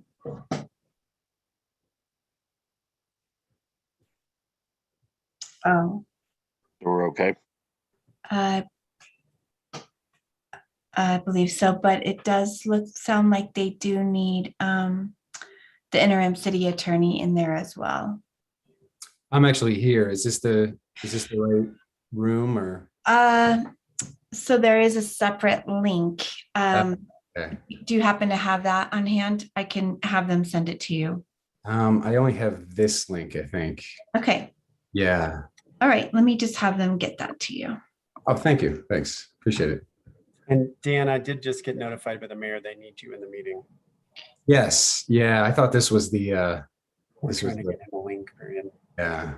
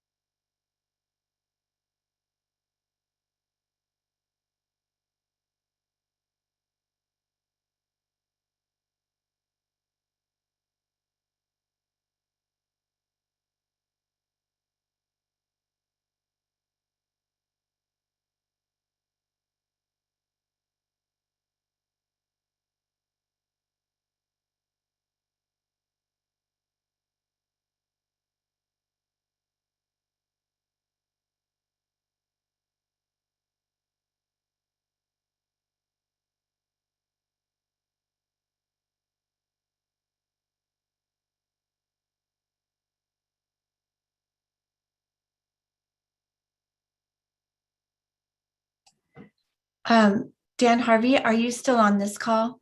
Yes, I am. I just saw an email come through from Rhonda. Okay. If it has the link on there, then that's the one. That's the right one. Okay, well, I'll try that one. Thank you. Okay, great. Thank you.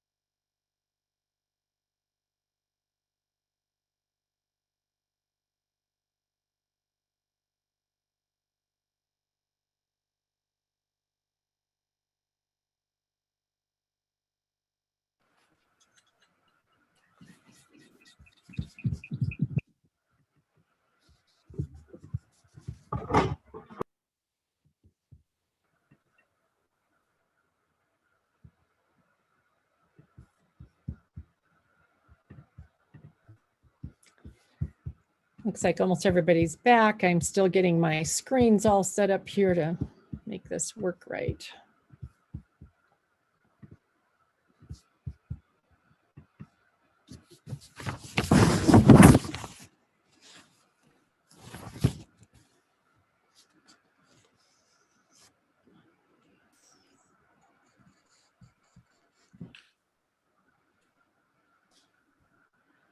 Mayor Pro Tem Sierra, I think yours isn't on yet. And Member Cuesta, have we lost Member Cuesta in the ether world?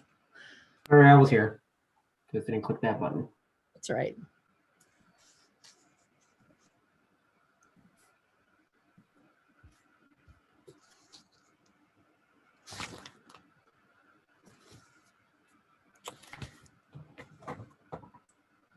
It can be so challenging to go from one Zoom to the next. Mayor? Yeah. Can you see me? Yep, can see you well. Okay. You twice, speaking and in the Hollywood squares. If you lost yourself on it, it's hard. You can it can get buried. It's hard to find sometimes. Yeah, I have, so, but that's okay. We're seeing you. Okay. Member questions here, great. So the time is now 7:53 p.m. and the executive session has been concluded.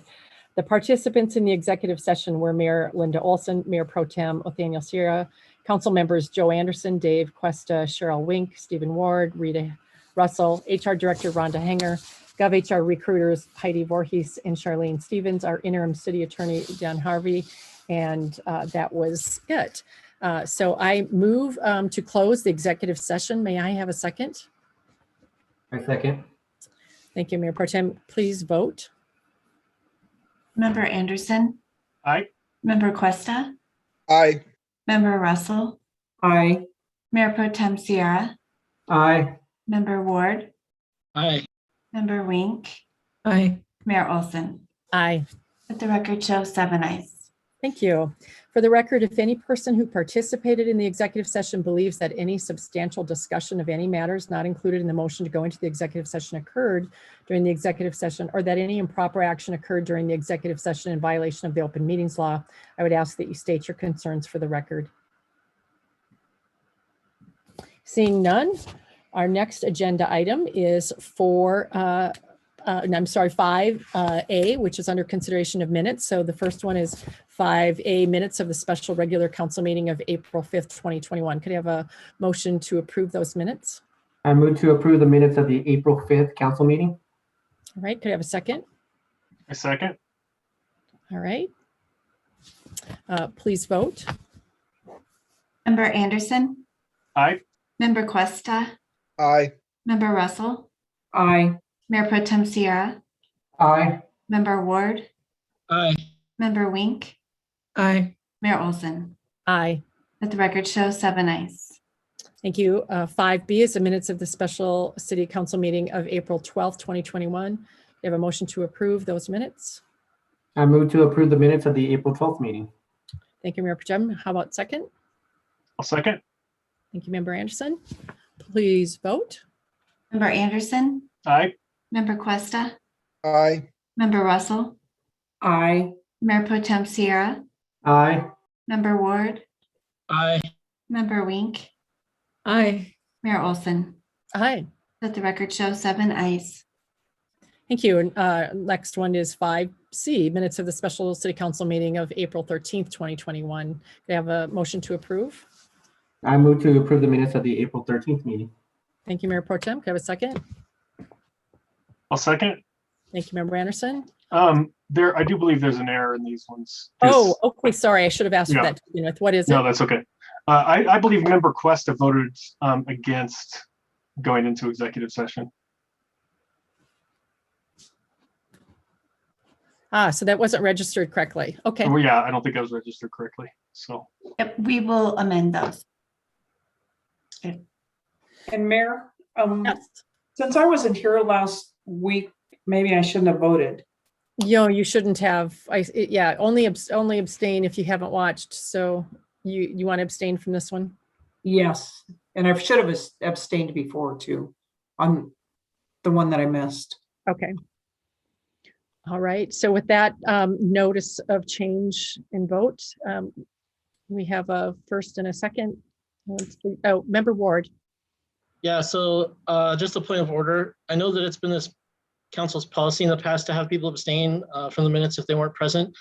But I believe the Inglewood Municipal Code requires a registry of the ayes and the nays for all motions and items that come before the council from a member present, unless there's a personal conflict or fiduciary conflict. So I'm going to ask our city attorney help tonight on this one. It has come up before and we've gone round and round on different things on this. So Attorney Harvey, how do you attend to this one? Sure. I mean, typically it would be those members that are present can vote on meeting minutes, even if they weren't actually there at the meeting. That's kind of how we typically kind of handle that. And so then does that mean that member Russell's name isn't even called? Oh, no, that those members that are currently here can vote on the minutes.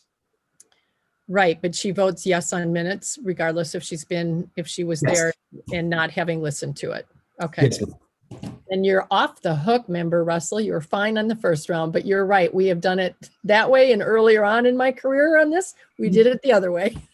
Okay, thank you. So please take the vote. Member Anderson, Aye. Member Cuesta, Aye. Member Russell, Aye. Mayor Pro Tem C.R.S, Aye. Member Ward, Aye. Member Wink, Aye. Mayor Olson. Aye. Let the record show 7 ayes. Thank you. Our next item is agenda item 6A. It's a recognition of Lisa Clay as Rookie of the Year with the Colorado Emergency Management Association. And I'm not sure whether it's Manager Lewis or, yes, it is. Who's going to present this? Thank you, Mayor. I am opening my notes here. I just want to let everybody know that Lisa Clay, the City of Inglewood's emergency manager, was recently recognized by the Colorado Emergency Management Association as Rookie of the Year for 2020. So please join me in congratulating her. The Rookie of the Year award is provided by SEMA to an individual with no more than 2 years of field emergency management as a full-time career, whose work ethic, communication, ability, collaborative nature, or special projects achievement has shown their commitment to the field of comprehensive emergency management. And as you probably know, this has been an incredibly interesting year for Lisa to be our first year emergency management coordinator.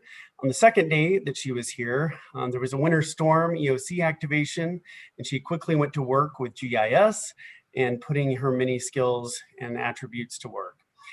Within literally, I think it was just couple of months of taking the job, of course, we went into COVID, and she was thrust into the spotlight with regard to COVID emergency management and has done a great job in that role as well. Her supervisor, Ashley Capel, is here with us, and she notes that Lisa's rookie year has been a decade's worth of impressive major milestones, some of which others may not experience in an entire career. So congratulations, Lisa, on this amazing achievement, and thank you for your service to the City of Inglewood during this really incredible year. Yes, we're all trying to clap, but it's so hard to clap in this environment. Congratulations, Ms. Clay. I don't know if you wanted to say anything, you certainly can, but you're not expected to either. I think you're muted, or we're not hearing you at least. It's showing that you're off, that your mic is off, but we didn't hear you. Well, I do see that emergency manager Nate Fogg is on the call, so great. He might want to say a word or two as well. So in the absence of being able to speak, Ms. Clay, you're going to hear a little bit more about yourself. Nate, do you want to speak up to this?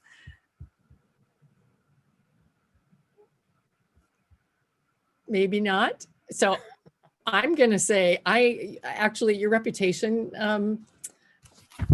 I actually don't know what the title I should say is, emergency manager Clay. It's just been amazing. I think people in the county are recognizing that you're really well adept at what you're doing, and you've helped us in a really tough time. And I'm glad you're on board with us. This is really excellent.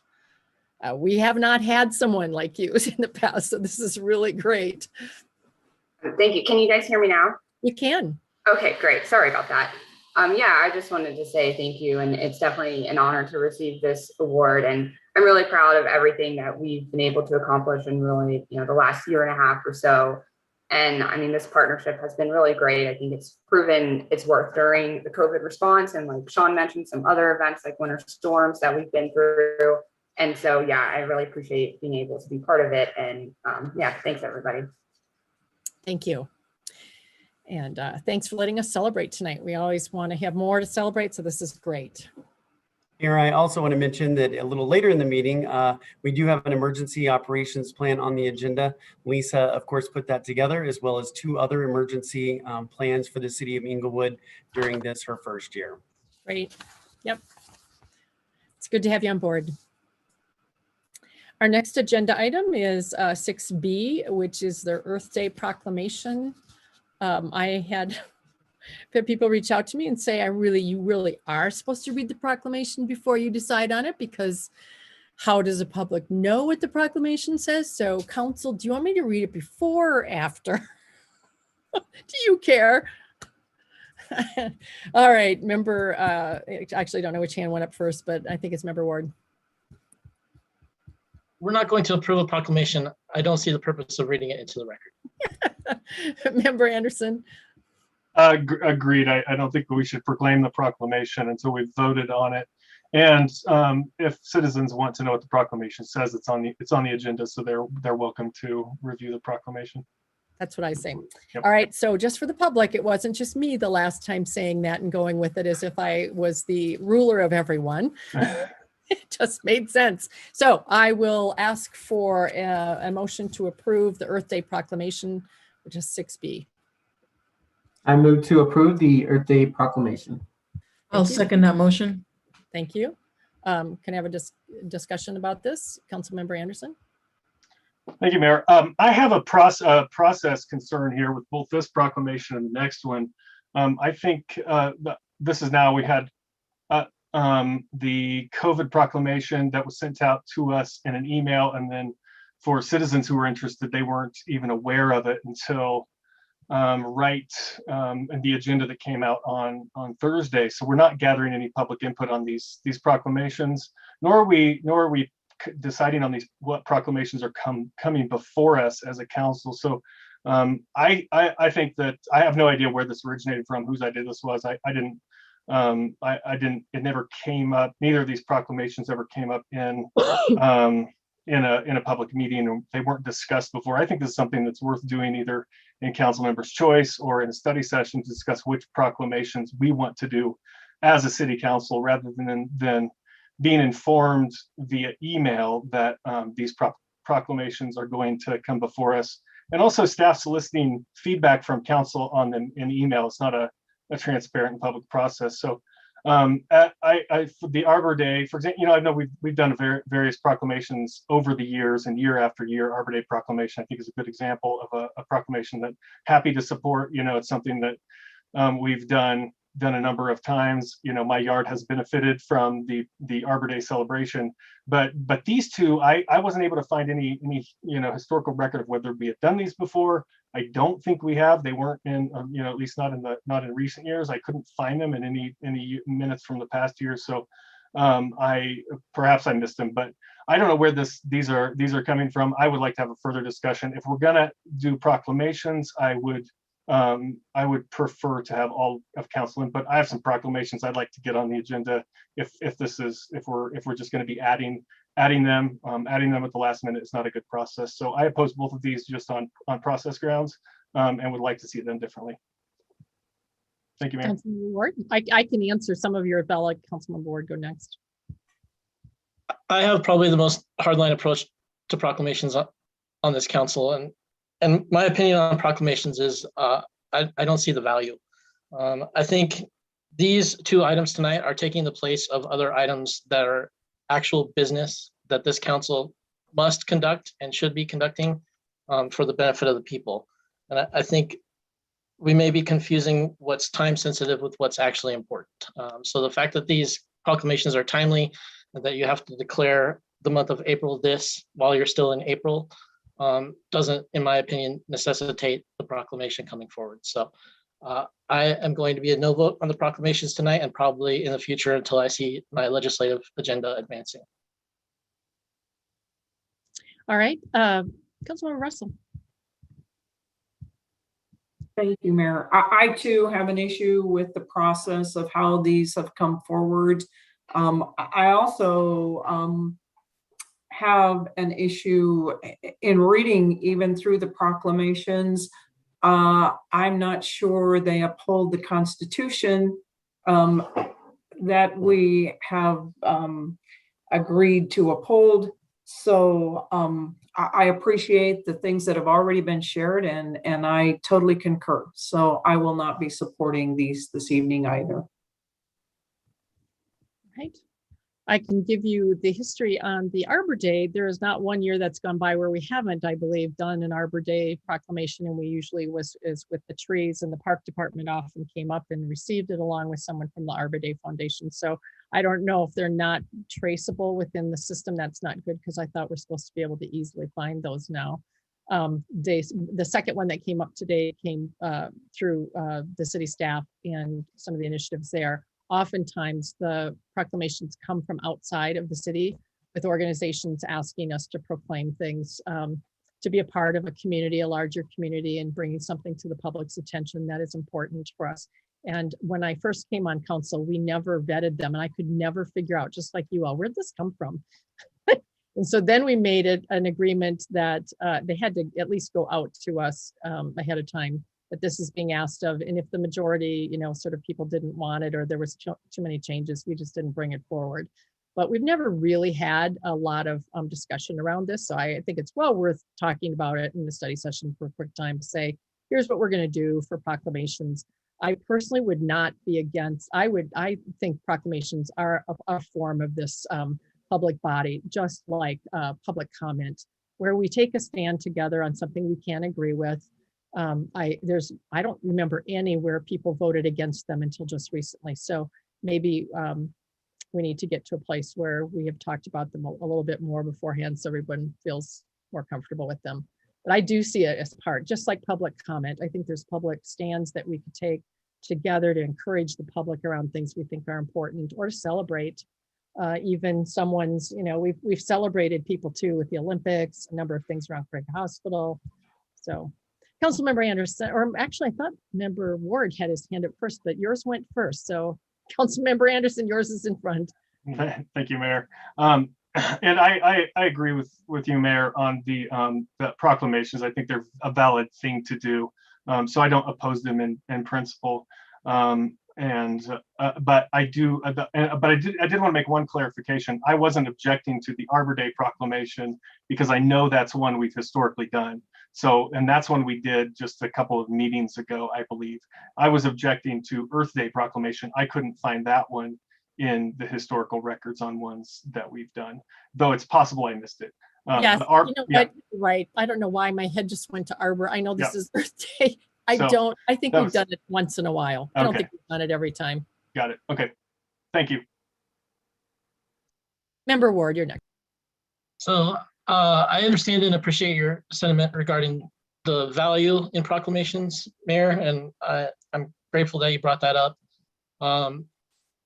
In as much as we might be proclaiming things that could be potentially politically controversial, I think maybe we might benefit from adopting a policy that requires unanimous consent of the entire council, or a supermajority, in order to push proclamations through. Some things may not appear to be politically charged as they're written on the paper, but may have a political purpose other than that. And I think we're entering somewhat treacherous ground, just in general. So because these are on the agenda, we'll vote for them tonight. And I think we should put it on study session, that we come up with some kind of a council policy for how we're gonna handle this in the future. I was at least glad to have us at least know about them before they came to council, but let's go further. So I am asking, we had a first and it's, did we have, yeah, we had Yes. Motion and a second. And so I think it's please vote, and then I'll read it if it passes, right? Yes. Member Anderson, Nay. Member Cuesta, Aye. Member Russell, Nay. Mayor Pro Tem Sierra, Aye. Member Ward, Nay. Member Wink, Aye. Mayor Olson. Aye. Let the record show 4 ayes and 3 nays, the 3 nays being Councilmember Anderson, Councilmember Russell, and Councilmember Ward. So it passes. So I will read this proclamation. Whereas on April 22nd, which is this Thursday, 1970, United States Senator Gaylord Nelson of Wisconsin and Dennis Hayes organized the first nationwide day devoted to environmental awareness and education that was celebrated by an estimated 20 million Americans. Whereas this day of environmental awareness and education is celebrated worldwide in some 180 countries with the participation of over 4,000 separate organizations. Whereas individuals and institutions have a mutual responsibility to seek ecological, economical, and ethical choices that enable the world as well as our individual communities to establish and maintain sustainable societies. Whereas the global theme of Earth Day 2021 is Restore Our Earth, which focuses on natural processes, emerging green technologies, and innovative thinking that can restore the ecosystems of the world. And whereas on April 5th, 2021, the Englewood City Council approved the city's first sustainability plan, cementing a commitment to protecting our environment. Now, therefore, be it proclaimed that the Englewood City Council hereby proclaims Thursday, April 22nd, 2021, in the city of Englewood National and International Celebration of Earth Day, given under my hand and sealed this 5th day of April 2021.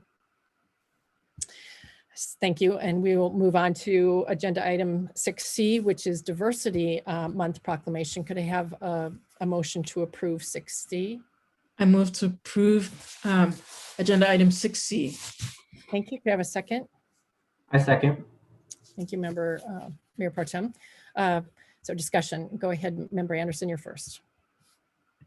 Thank you, Mayor. And all the process objections that apply to the Earth Day proclamation, I would apply to this one as well. But this one I actually have bigger concerns about as well. And first of all, I'm concerned that we're celebrating approving the Diversity Month proclamation in the last full week. We only have 11 days left in the month, and naming it April Diversity Month and only giving it a third of the month, I don't think is a good idea. I don't think we're actually doing anything to celebrate it. So I think this comes across to me more as just sending a signal.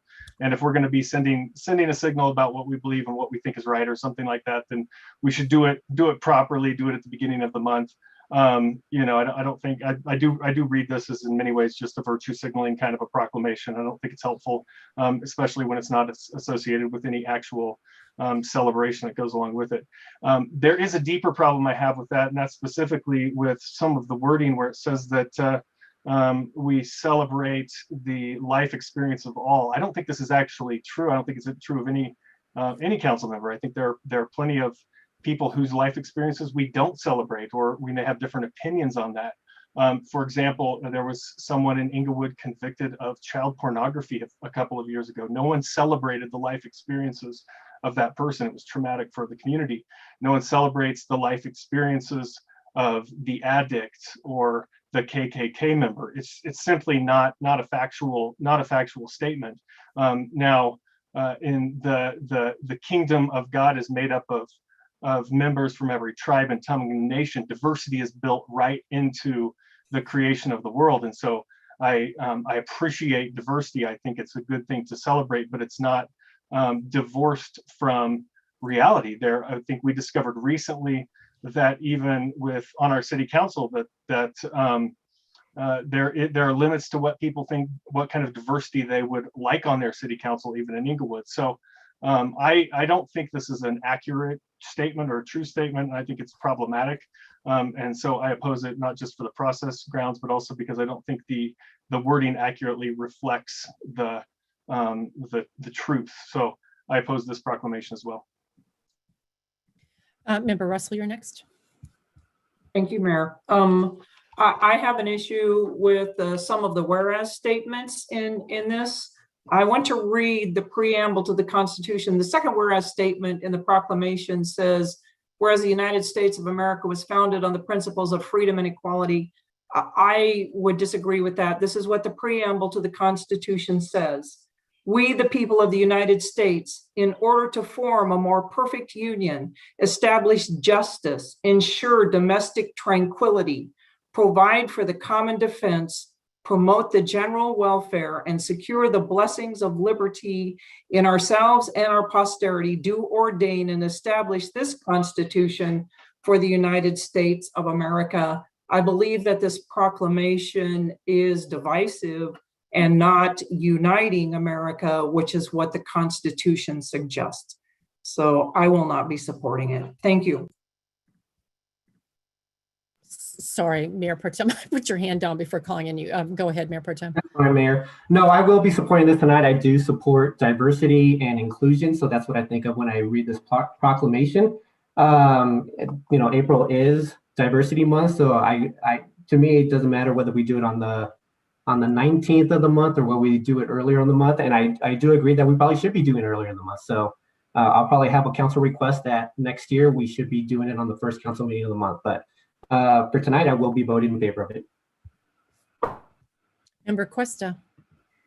Thanks, Mayor. I don't really have a comment on either one of these. I think it's more process that Member Anderson alluded to, and perhaps these do come to us in a study session. This is a pretty long conversation we've had now on a couple of proclamations, and maybe we can just get some consensus in study session before, as opposed to having it here on the dais in a main meeting.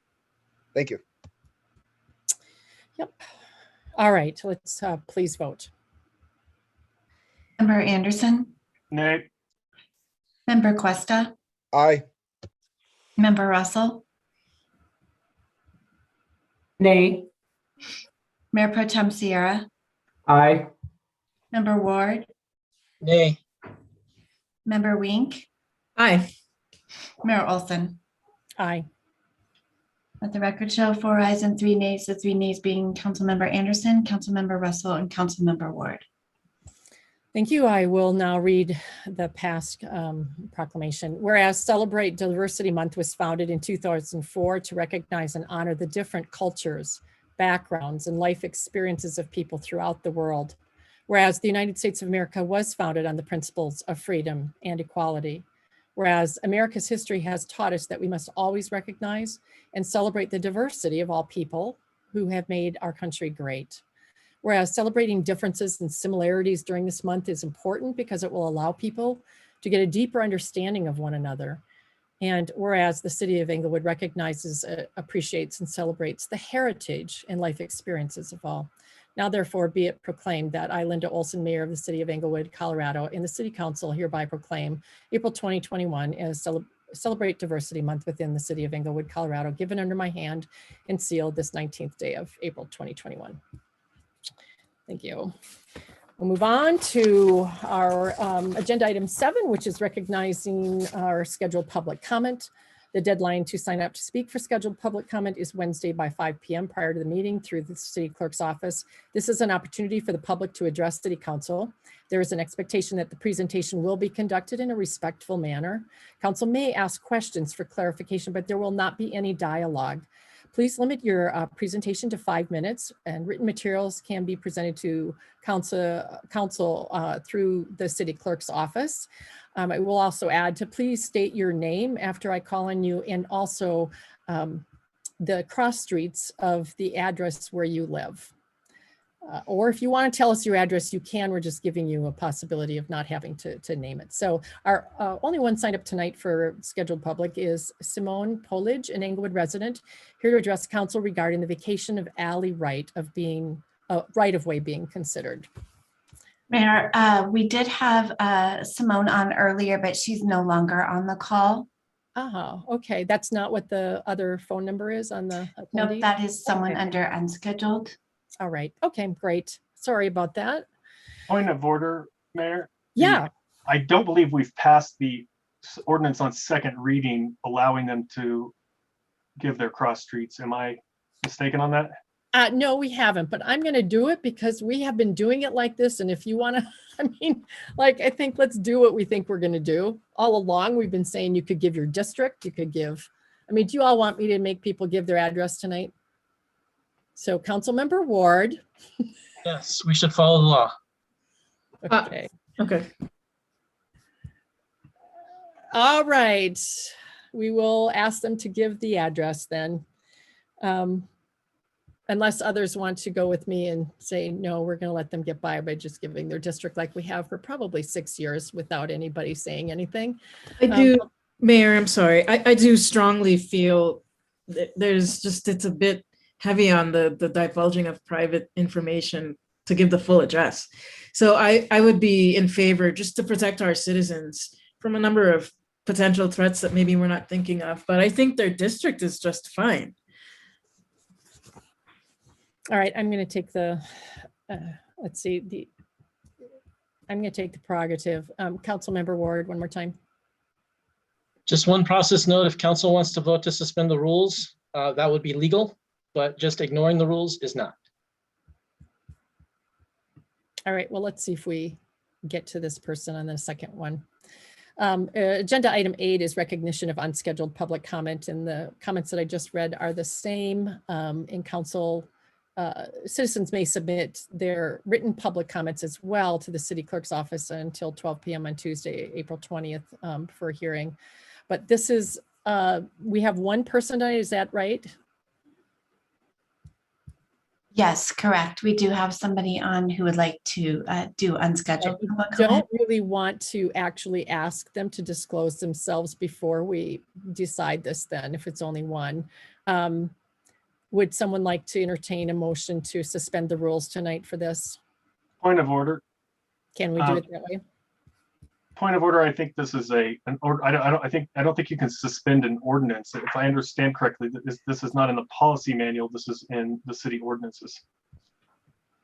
City attorney, can we suspend that? And we have for probably a course of 7-8 years. Well, we've gone in and out with people not even being willing.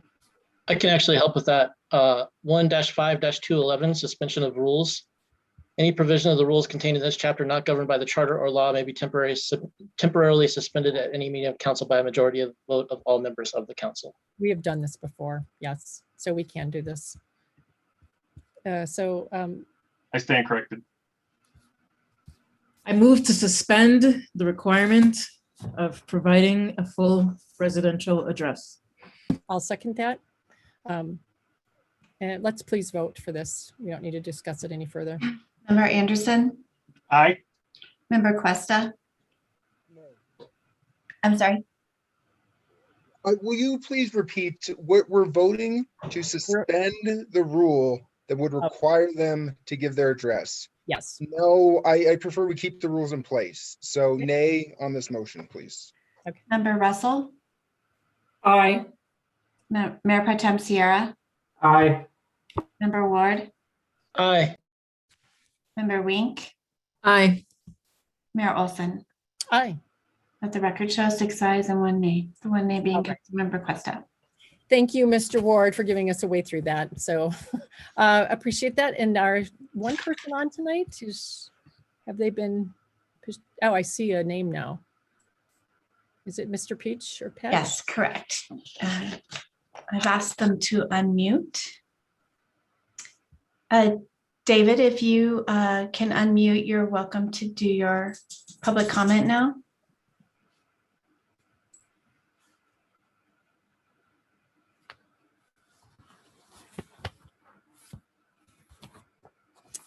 Okay, they're no longer on the call. Okay, yeah, see that they hung up. All right, well, all of that for that. Okie doke, we're on to agenda item 9, which is consent agenda items. I didn't see anything come through with anyone wanted to pull anything, but is there anybody wanting to still? Mayor, I would, and I apologize for not doing this. I would like to pull 9A1, the RTD trolley, mainly because there's a revenue shortage. All right, 9A1, anything else? No, that's it. Okay, so could I have a motion to approve 9A2, 9B1, 9B2, 9C1, and 9C2? I move to approve 9A2, 9B1, 9B2, 9C1, and 9C2. Thank you. Could I have a second? I second that motion. Thank you, Member Wink. Please vote. Member Anderson, Aye. Member Cuesta, Aye. Member Russell, Aye. Mayor Pro Tem Sierra, Aye. Member Ward, Aye. Member Wink, Aye. Mayor Olson. Aye. Let the record show 7 ayes. Thank you, Clerk Carlisle. We'll go back to 9A1, and this is CB10 Englewood Trolley funding. Staff recommends City Council approve a bill for an ordinance of an intergovernmental agreement between the Regional Transportation District and the City of Englewood for cost sharing of the Englewood Trolley service. And our planning manager, Wade Burkholder, is here to answer questions. So Councilmember Russell, why don't you go ahead and ask the questions that you have? Okay, so how are we going to account for the revenue shortage, the $83,757? So 1.2 clarify up front is that the entire budgeted contract amount is in the Community Development Department budget. So the trolley is funded for the full year. So the shortfall, you're correct, would be to the revenues or reimbursements that we would get back from RTD. And that is a conversation we are yet to have with the new federal stimulus dollars that have recently been announced. There is the possibility of additional funding for transportation through that realm. There is also the possibility that we either go back out to our partners in the community to see if they would like to make some donations for the gap in revenue that the city would be collecting. The City Council also has the option of making up this shortfall in revenue through its unexpended balance for the year. And that is something we can consider also, but there are options on the table that we need to come back to you all and discuss at a later date. But as I said, the entire amount for the trolley service is in the Community Development Department budget. We will have to have that conversation about the revenue shortfall and how we close that gap as we go forward. So, Mayor, why did this come forward now without discussing this? And why did it get put on the consent agenda? Because there could be an impact down the road if we don't have the answer to that question. It was my understanding that this is our traditional approval for the bill for the ordinance of doing this. Is that the cost sharing? Is that correct? That's correct. We need to enter into this agreement in order to get any reimbursement back from RTD for the year. And we can terminate a contract at any point if they're not meeting the needs or not meeting the agreements, right? I believe there's a 30-day termination period. So Councilmember Russell, to answer your question, I believe it really is about it is having we have to have this agreement to begin with. They do it every year, and it's always been under consent agenda unless there's something, a complete big change. But this one, it's going to have some further conversation once we get into the next stage. If we don't pass this tonight, we won't have a trolley. Okay, but I just wanted to make sure the public was aware of the fact that we're $83,000 short, and that's money's going to have to come up somewhere at some time. So thank you. Councilmember Ward. So I'm comfortable with this despite the $83,000 shortfall. One of the important things to remember about any given budget cycle is that the budget is an estimate of revenue and an estimate of expenditures. We can control one of those things, but from year to year, the trend in Englewood has shown that we tend to underestimate revenues. So while it's not guaranteed, it's very likely that we will be receiving at least $83,000 in revenue that we did not anticipate, and we can use that to close the gap.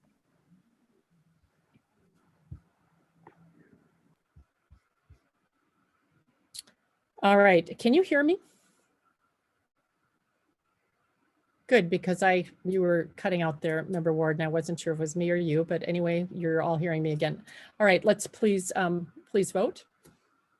I don't have a motion or a second. Oh, Did we I not? may have missed that. Oh, no, you're right. We asked questions first, right? Okay. So I will motion to approve 9A1 CB10 Englewood Trolley funding. Could I have a second? I'll second. Okay, Mayor Pro Tem seconds. All right. Any further discussion? This will come back to us. You can be guaranteed of that. All right, Member Anderson, Aye. Member Cuesta, Oh, did we Aye. lose? Oh, okay. Member Russell, Aye. Mayor Pro Tem Sierra, Aye. Member Ward, Aye. Member Wink, Aye. Mayor Olson. Aye. Let the record show 7 ayes. Thank you. That brings us to the next agenda. We had no public hearings in 10, so agenda item 11 is ordinances, resolutions, and motions. 11A, approval of ordinances on first reading, and A1 is CB. Council Bill 14, approval of intergovernmental agreement with CDOT for the design and construction of Dartmouth traffic calming corridor. Staff recommends the approval of this bill for the design and construction of the Dartmouth traffic calming corridor, and our staff present are capital projects and engineering manager Tim Hose and capital project and engineer Sarah Segway. So we'll let you all answer. Council, do you have questions for them?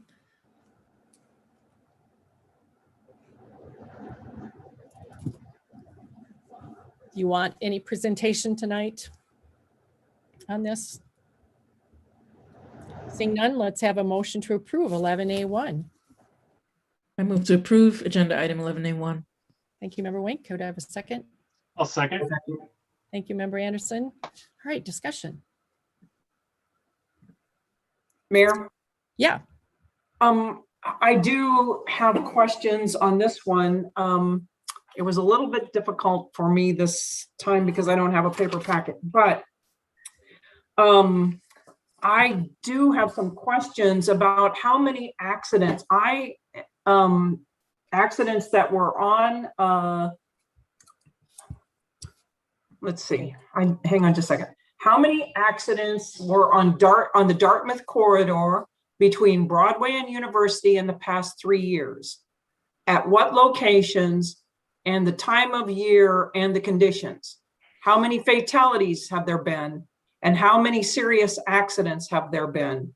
I believe we are doing something for very little traffic problems on Dartmouth. I think it's a very minimal amount of accidents. And I do know that at Dartmouth and Downing, sometimes in the wintertime, when you're coming downhill on Dartmouth, you can slide through that intersection. I do believe that is a problem, but I believe when I've asked this question before, I do not believe that there have been that many accidents, and I'm not sure there have been fatalities. Do you know, Mr. Hoos?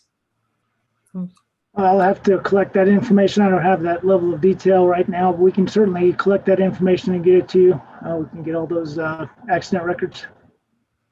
Okay, I appreciate that. I think that's all the questions that I have right now. I will not support this. I believe it is ludicrous to put traffic circles in 3 locations on Dartmouth. So. Councilmember, Mayor Pro Tem Sierra, you're next. Thank you, Mayor. And actually, I was going to make a comment, but I guess I'll ask a question, Director DeAndre, because this has been coming up during the ETAC conversations. I think we had a meeting this past Thursday. But anyway, one of the concerns that that ETAC has is just how this may affect the bike lanes within the Dartmouth, obviously within Dartmouth Avenue. So just a comment for the public that didn't hear the ETAC meetings, whether or not you're going to take that into consideration as part of this project. Certainly, thank you. Yes, we definitely will. So we have the existing bike lanes that are marked on the street right now on Dartmouth, and those will definitely be a part of the design. Also, as part of that is significant outreach and education to the community about how to navigate if we do move forward with the roundabouts, how to navigate those, what are the benefits versus doing having a traffic signal in place, those types of things. Director DeAndre, I guess in terms of the design that is within the packet itself, it's not a done deal what is within the packet. There's still going to be a lot of conversations and just research on best steps forward. Correct? That's correct. Yes. So the intent would be is that the action tonight is to approve the intergovernmental agreement to allow us to move forward. We would bring on an engineering consultant and again, somebody who would be versed in public education to do outreach to determine what are those best elements to make Dartmouth safer, more pedestrian friendly, more bike friendly. Perfect. Thank you, Director DeAndre. And I guess just as a comment, Mayor, since we've already made the motion, as I mentioned, ETAC has been having a lot of conversations about the traffic circles. There are some reservations on this. You can hear the Thursday meeting for some of that commentary, but I can understand where they're coming from as well. For any commuting, anybody that's going to be going through these traffic circles, obviously it may be a little bit different for them, but especially for pedestrians and cyclists, they definitely have concerns about that aspect of it. But I will be in support of this measure tonight. Great, other conversation, discussion, and I apologize. I probably should have had them just do any kind of presentation that they wanted to do. If there was anything more you wanted to tell us, Director DeAndre, I don't know if in particular is there any comments that you're hearing? It is an intergovernmental agreement to go forward to investigate what we're doing, right? That's really what it is. That's correct. Yes. Councilmember Ward. Anytime I see the city of Inglewood getting $1.4 million worth of work done for $400,000 out of the city coffers, it warms my heart. So whoever got that grant, good on you. Yes, there has to be something said about that. That is fantastic return on investment. Anything else anyone wants to say about this? Seeing none, please vote. Member Anderson, Aye. Member Cuesta, Aye. Member Russell, Nay. Mayor Pro Tem Sierra, Aye. Member Ward, Aye. Member Wink, Aye. Mayor Olson. Aye. Let the record show 6 ayes and 1 nay, the 1 nay being Councilmember Russell. Thank you. On to the next is 11C1, resolutions and motions, award of contract to Pro Pipe Inc. For the North Englewood Storm Sewer Cleaning Project. Staff recommends that the City Council approve by motion this contract, which is in the amount of $140,978.50 plus a 10% contingency in the amount of $14,097.85 to account for unknown circumstances. And our staff capital projects and engineering manager, Tim Hose, and capital project engineer, Devin Keener, are here to present and answer questions. I'll let you go ahead and do that. Mayor Olson, I think there was a mistake on the agenda. It's not going to be Devin, it's going to be me that's going to be presenting on it. Just sorry, Mr. Warren. No problem. Mr. Jake Warren. If I can just share my screen here.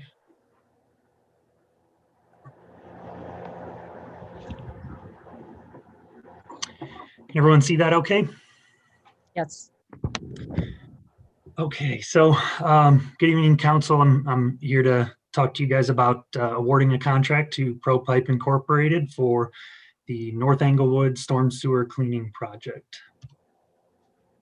So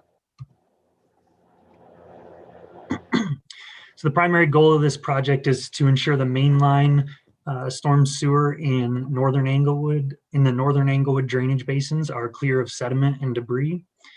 And this project will also allow the city to document and inspect the condition of the pipe in the area. So this project includes 3 drainage basins located in zones 1 and 3. These basins are generally north of 285, east of Santa Fe, and they outfall to Little Dry Creek, the South Platte River, and the Harvard Gulch. And this area was selected due to a high number of reported instances of flooding in the Caliber OSP update. So staff issued an invitation to bid on February 18th, 2021, and received 6 bids in response on March 18th in 2021.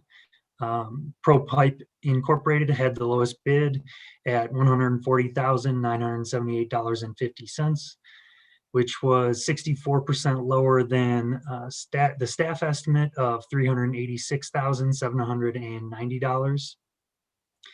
So all of the bids were reviewed for completeness and errors, and references were contacted for the low bidder, ProPipe. And after receiving positive responses from the references, staff moved forward with the contract approval process.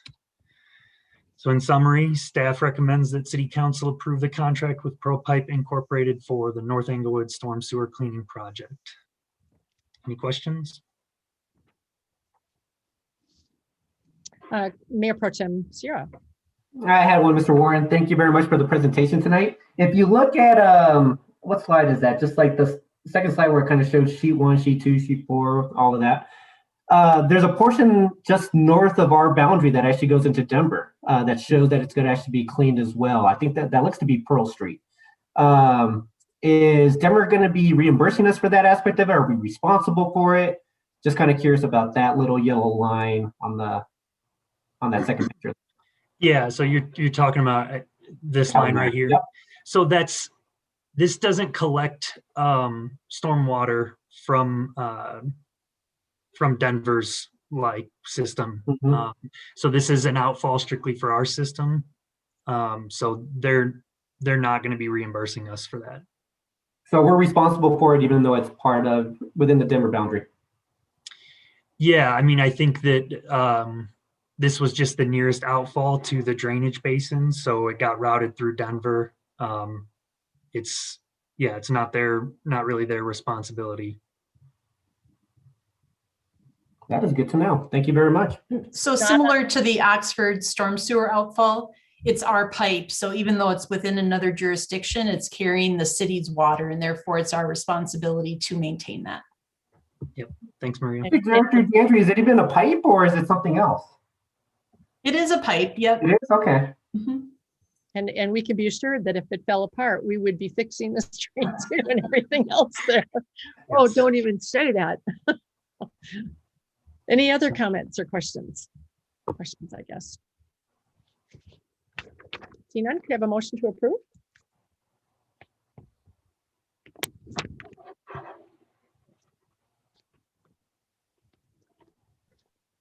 I think I need a I moved to approve, what is that, 10C1 or 11C1, sorry. Yes. Second. Thank you. Any further discussion? Seeing none. Vote. Member Anderson. Aye. Member Cuesta. Aye. Member Russell. Aye. Mayor Pro Tem C.R.S. Aye. Member Ward. Aye. Member Wink. Aye. Mayor Olson. Aye. Let the record show 7 ayes. Thank you, Clerk Carlisle. And next is 11C2. Staff recommends City Council approve by motion the First Amendment to the redevelopment agreement PDA between the City of Englewood, EAF, and Scanlon Kemper Bard, SKB. And our staff representative is Manager Dan Paremba for this. So, Mr. Paremba, I don't know if you're presenting on anything or if you just want to take questions tonight. Mayor Pro Tem, council members, happy to just take questions on this item, which is a simple extension of the pre-development agreement with SKB to approximately November 15th of this year.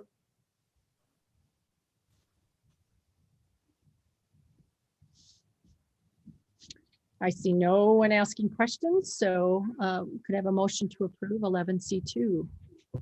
I move to approve 11C2, amendment to the pre-development agreement between Englewood, EAF, and SKB. Thank you, Member Anderson. Can I have a second? I'll second. Thank you, Mayor Pro Tem. Any further discussion on this? Seeing none, please vote. Member Anderson. Aye. Member Cuesta. Aye. Member Russell. Aye. Mayor Pro Tem C.R.S. Aye. Member Ward. Aye. Member Wink. Aye. Mayor Olson. Aye. Let the record show 7 ayes. Thank you. Thank you. Next is 11C3. which staff recommends City Council approve resolution for the 2020 budget supplemental appropriation. Our Director of Finance, Jackie Lowe, is here. Director Lowe, I'm not sure if you want to present or just answer questions. We've talked quite a bit about these, but anyone have questions for at this point? Seeing none, could I have a motion to approve? I move to approve 11C3. I'll second. Okay. Member Wink. Member Russell, go ahead. Is this totally CARES dollars that are being used for this supplemental budget appropriation? Director Lowe, for some reason, you're not coming through. Are you all hearing her? No. No, Director Lowe, we're not hearing you.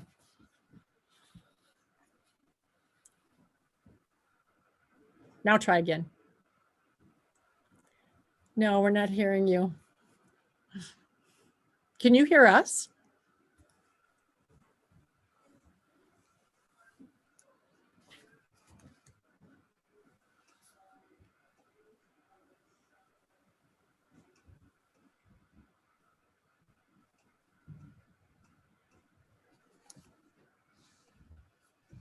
Mayor, I think I could answer that question in the Go absence ahead. of having a ask Director Lowe if you having like. technical problems. The answer, Member Russell, is no. Okay, so can you explain then what is some of it CARES money?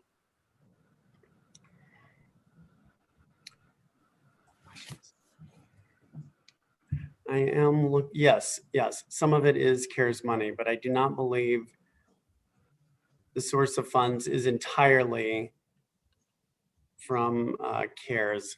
I'm gonna look for a verbal yes or no from, well, Jackie's now off camera. I was hoping to get a. I think she must have logged out to come back. Yes. So, oh no, she's there. On page 576, it shows that transfers from general fund unassigned fund balance CARES reimbursements are 1.3 million. Then there is a transfer from the public improvement fund unappropriated fund balance for 150,000, and then transfer from risk management unrestricted net position. Right. So Director Lowe, are you back on with, are you able to speak? Yes. Can There you we hear go. me Go now? ahead. Yes. Okay. Yes. In answering Council Russell's question about 1.3 million, we received total 3.2 million CARES Act. Of 3.2 million, 2.8 million went to the general fund. And we are just using the unassigned fund balance from the general fund, 1.3 million, to cover additional COVID-related expenditures. We still have some remaining balance from CARES Act. We're going to use some of the balance for budget supplemental number 4. If you remember, city manager present to you how we are going to use additional 750,000 from CARES Act. So why are we taking 250,000 out of the risk management fund? Because we have more property casualty claims. Usually we use the risk management fund balance to pay for those claims. And I don't believe CARES Act will fund additional claims. Okay, so we're putting that money in. We have to do a supplemental appropriation from there because we are paying some risk management issues. Correct. Okay. Yeah, because our property casualty insurance, we have a very high deductible, 150,000. So any claims between 150,000, we have to pay out of our risk management fund. Okay. And then why are we taking money out of the public improvement fund? Let me go down to the next. Or for IT related, then the decision was made before my arrival, but I can find an answer for you. Okay, well, So all of the things under the use of funds like information technology, community development, public works, are those all infrastructure? Well, except for those are, no, the public improvement fund money is going to information technology department for the personal computer replacement program, correct? Correct. Due to COVID. Okay. Okay, that helps me. I didn't have as many questions on this one as I do on some of the other ones, but that helps me. So thank you. You're welcome. All right. Could I have a motion to approve 11C 3? Mayor, I've got that. I have Mayor Pro Tem Sierra and then Okay. Councilmember Wink as a second. All right, and so any further discussion on this? All right, please vote. Member Anderson, Aye. Member Cuesta, Aye. Member Russell, Aye. Mayor Pro Tem Sierra, Aye. Member Ward, Aye. Member Wink, Aye. Mayor Olson. Aye. Let the record show 7 ayes. Thank you. 11C4, staff recommends City Council approve a resolution for the third 2021 budget supplemental appropriation. Staff Director, again, Finance Director Jackie Lowe is here to answer questions or present. You just want to entertain questions tonight? Yeah, do you have any questions for the third 2021 budget supplemental? Yes, Council Russell. So hang on just a second. I want to make sure. Is this on page 580? 89. Okay, so why are we taking money out of each one of these funds? And actually, some of these are enterprise funds. So how can we take money out of the enterprise funds to balance? Yeah, there are 5 major adjustments. The first one, let me use the first one as example. The city budgeted for 4 furlough days for 2021, and the staff took 1 furlough day on February 12th this year.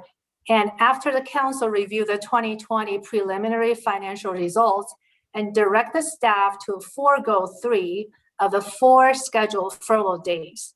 So in order to reinstate the budget, some of the staff payrolls are funded by the enterprise funds. So we need to transfer the money from the net position to these funds. So was it because the enterprise funds, did that cover enterprise employees? Correct. Like this employee in water fund, utilities.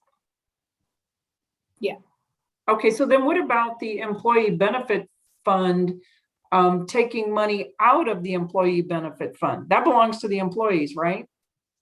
Correct, because we have a risk management piece. It was managed by finance department, and we use the risk management fund to pay part of the salaries. Now we're going to transfer that function to HR. Therefore, now we need to transfer the budget from risk management fund to the finance department in general fund. It's just a transfer, has 0 impact on the budget. Is it okay to use the risk management fund to make up for the budget shortfall? It's not a budget shortfall. It's we use the risk management fund to pay part of the payrolls. Okay, council should have never given you all furlough days. Then we wouldn't be doing this. Okay, I think transfer fund. Okay. So everything is legal, right? That we're transferring money from and to. Correct. Okay. Thank you. I appreciate it. Yeah, and Council Ward, I noticed you raised your hand earlier. So if I understand what you just said correctly, the risk management fund is paying a transfer to pay payroll for risk management activities. Is that Correct, correct. okay? Just wanted to clarify. All right, it looks like there's no other questions. Could I have a motion to approve 11C4? I move to approve 11C4. Thank you, Member Ward. A second. Thank you, Member Wink. Any further discussion? I agree with the statement that we should have never given furloughs. We should have kept them on, but I don't think I voted for that. So I feel badly that this put us in a strange place, but maybe we should, as the future, if ever it happens, we don't do it at the front end. We decide along the way so things don't get out of whack. But anyway, any further discussion? If not, please vote. Member Anderson, Aye. Member Cuesta, Aye. Member Russell, Aye. Mayor Pro Tem Sierra, Aye. Member Ward, Aye. Member Wink, Aye. Mayor Olson. Aye. Let the record show 7 ayes. All right, and if it isn't redundant enough, 11C5 is a 2021 budget supplemental number 4. Staff recommends City Council approve a resolution for the 4th 2021 budget supplemental. Again, Director Jackie Lowe is here to help explain anything. Yeah, I think City Manager Lewis is going to walk you through the presentation. Do you have any questions for him? Excellent. Go ahead, Manager Lewis, if you are planning. Mayor, I would just mention that if I did walk you through it, it would be the 4th time, and I'm glad to answer any questions, but I think you are pretty familiar with this one. So does anybody need us? Can we just ask questions for this? Let's do this. Yeah. Who has questions at this point? Member Russell. Thank you, Mayor. So my one question that I have here is about the LTAR fund. Let's see, I have to find the page for that. Right there. Financial. So are we taking all of the money out of the LTAR fund? It does take virtually all of it. I think there is a very, very small amount that would be remaining after you paid for 2 projects. One is the early repayment of EVE to finish off the city center redevelopment certificates of obligation, as well as the $2 million for Little Dry Creek Plaza. So that would essentially empty LTAR of funds, yes. So why are we using LTAR money to pay off the EVE property? Yeah, that's a great question, and one that I've had quite a few discussions with council members one-on-one, as well as with Planning Commission and council as a body. And I think when this was originally discussed and we looked at the original intent of LTAR, it really focuses on, like the name implies, long-term assets. And so when you think about city center and the property that the city owns there, and particularly essentially paying off the building and the city of Inglewood essentially regaining control of the property out from EVE, that is a long-term asset. It is the center of government for the city. And so we felt like that the use of LTAR for that purpose was very much in alignment with the original intent. Except for, are we actually going to get the property back, or are we going to be giving it to the developer? And then we're going to go into debt again. Well, that would be a future council discussion, but we are definitely getting the property, full ownership essentially of the property back. And does that mean that the city staff will no longer be running the EVE Corporation? It's going to be dissolved? That would be staff's desire, but that is a decision of council, not a decision of staff. Well, the bottom line is I'm not for this unless we are going to dissolve EVE altogether. So I think there are other implications that go along with this. All right, are there other questions? go ahead. We'll talk about that in discussion, but are there other questions from council? If not, could I have a motion to approve 11C5, which is the budget supplemental number 4? I move to approve 11C5 budget I'll supplemental. second. Sorry, Wink will second. Thank you, Member Wink. All All right. right, now let's discuss. Member Ward. I'm very happy to see this going forward. I'm happy to see a drawdown on the long-term asset reserve, and I'm happy to see the long-term asset reserve fund being used towards public benefit, the purchase of long-term assets. In particular, paying off the city center and allowing us to have a longer discussion on getting rid of EAF makes me very happy. Also, I think the Dry Creek Plaza at the corner of Broadway and Hamden is one of the main eyesores in the city right now, for lack of a better word, and I will be happy to see that get improved. So excellent use of the city's funds. I think we've started to break through the logjam of taking care of some long-term projects, and I'm happy to see this go forward. Member Anderson, you're next. Thank you, Mayor, and agree with Member Ward. Excited to see both of these things move forward. Also, to Councilmember Russell's questions about EAF, I'd be happy to just dissolve EAF and move on after the property is owned by Inglewood again. So I'd support that move as well. Thank you, Mayor. Thank you. Other comments? I could not be happier to do this as well. And having grown up in council for 8 years, calling it the later fund and then going to the LTAR, it's like, I just want to stop using that term overall.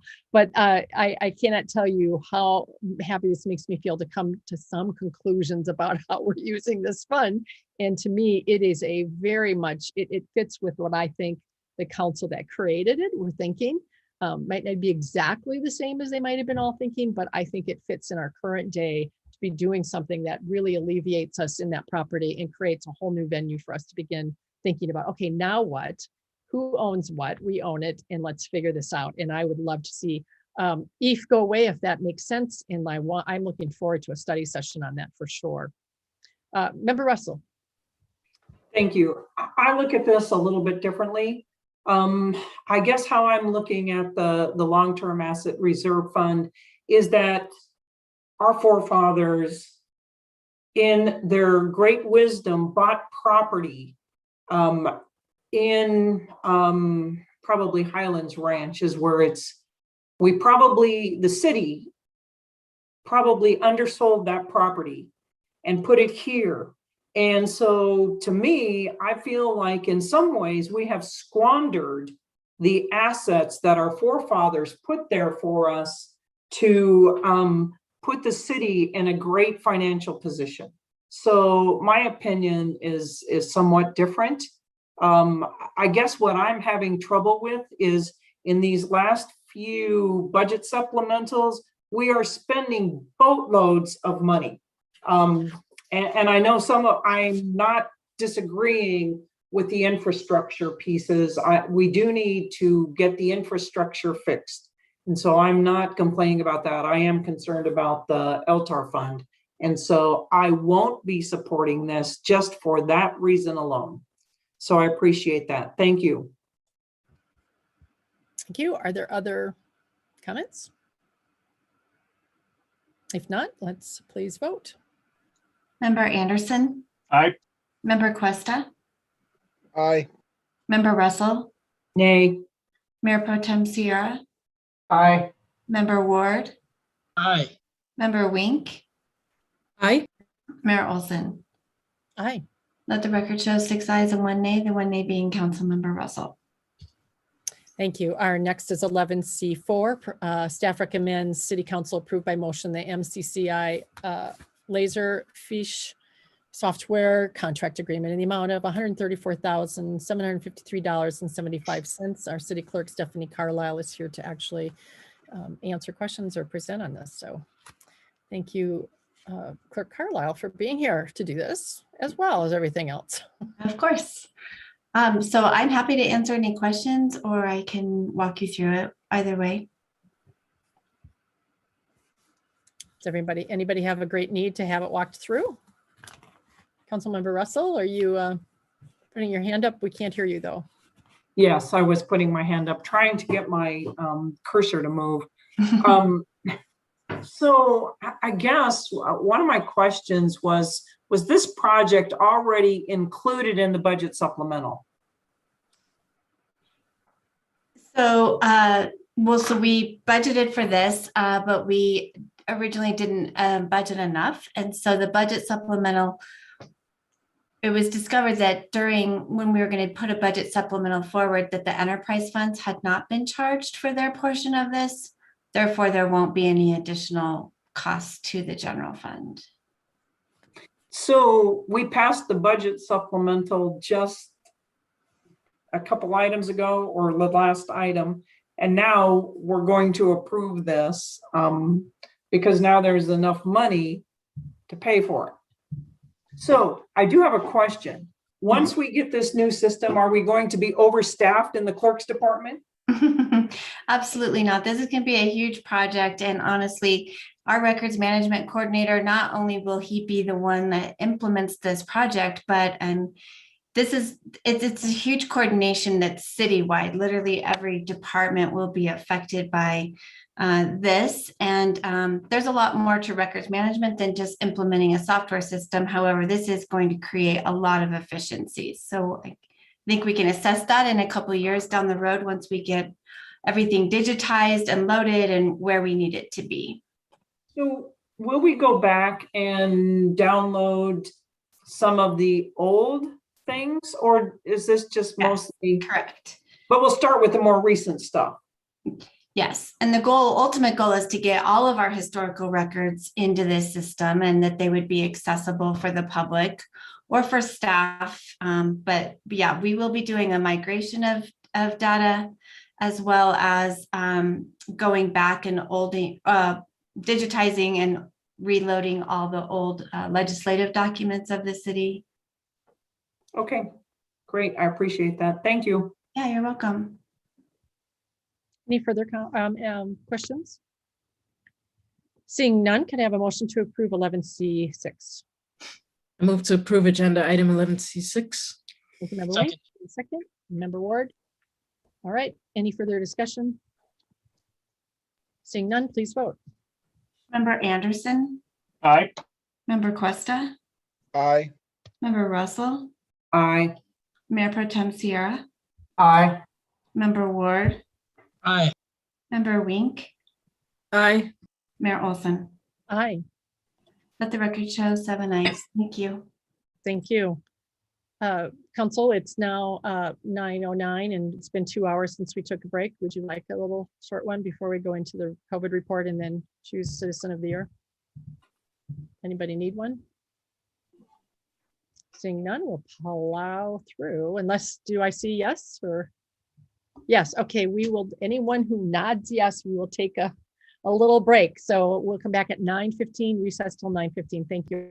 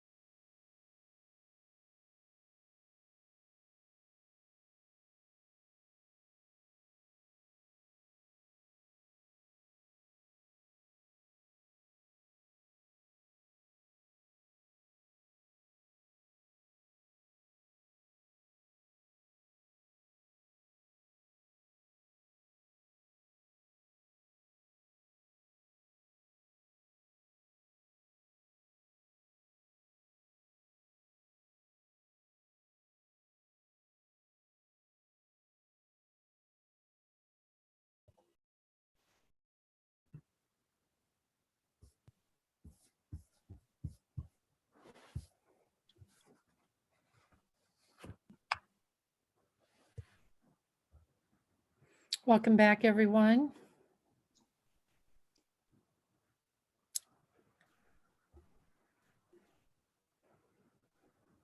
All right. Our next agenda item is agenda item 12, which is our COVID-19 update. And I believe Director Brad Power is giving that tonight. Thank you.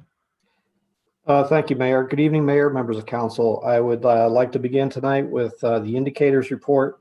And this has a bit of a span to it. So the last report, the numbers would be reported on were from April 11th. And then the updated numbers that I'll refer to were updated very early this morning. So in terms of the overall case count in the Arapahoe County, it is now standing at 56,332 persons.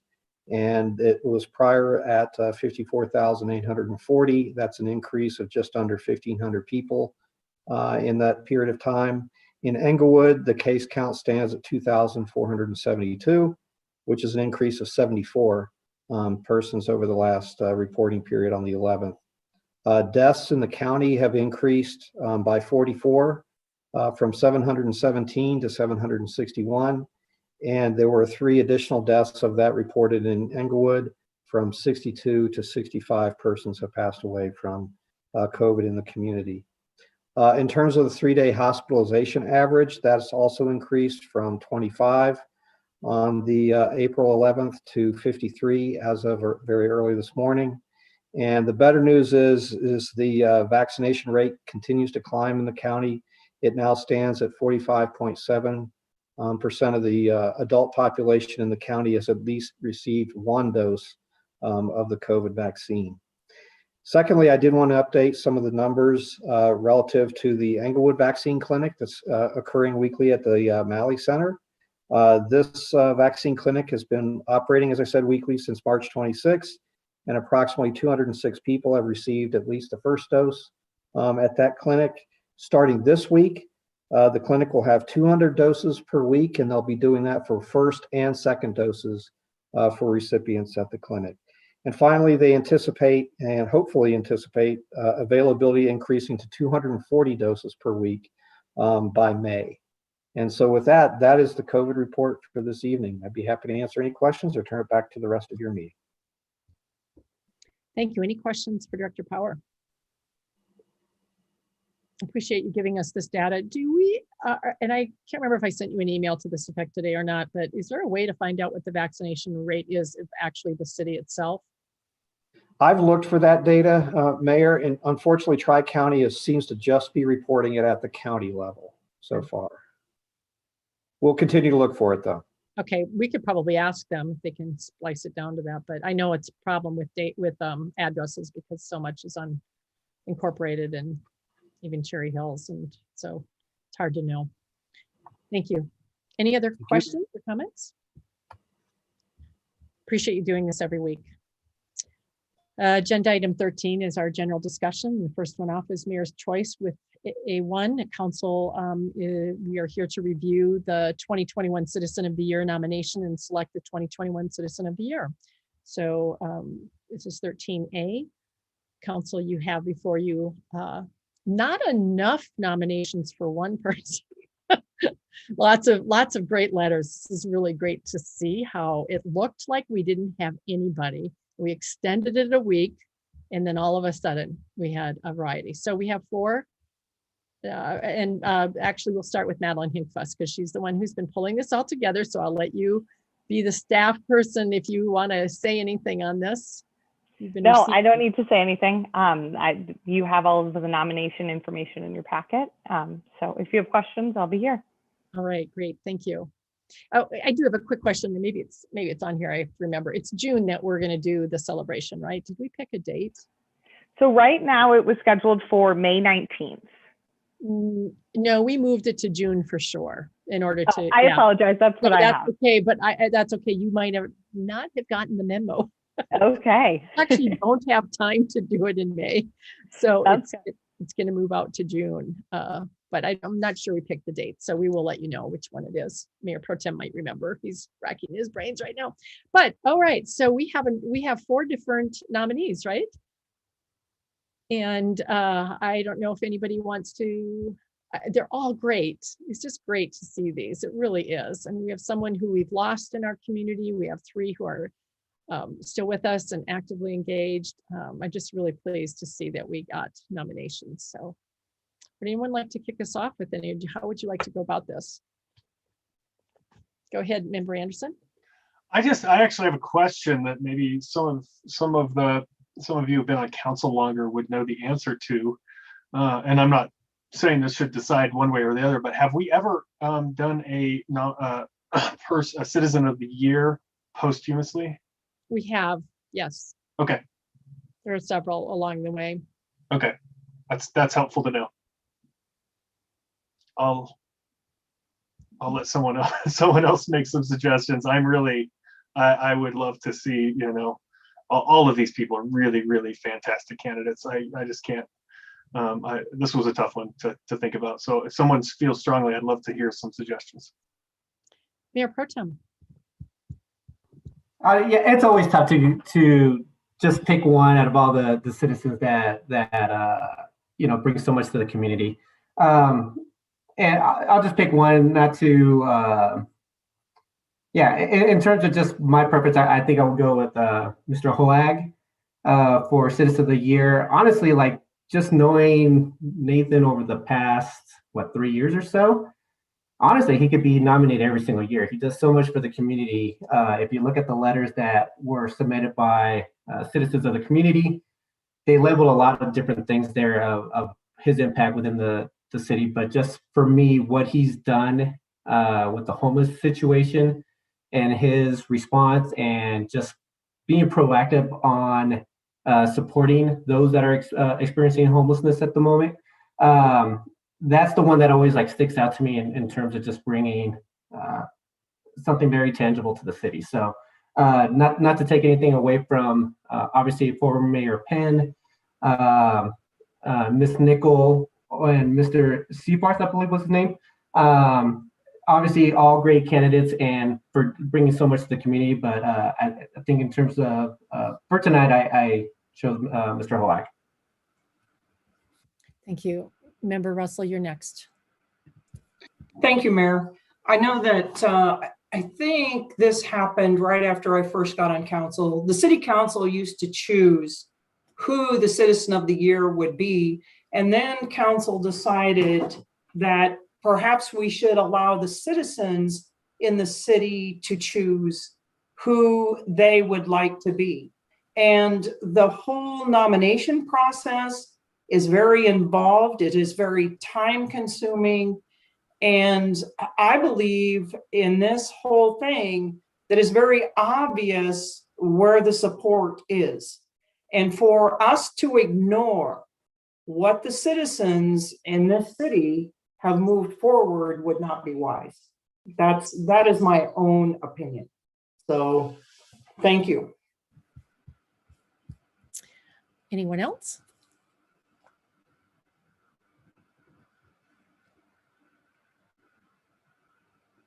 Councilmember Ward. I understand what Councilmember Russell is communicating, which is we did receive a significant amount of letters in support of one individual, Ms. Nickel.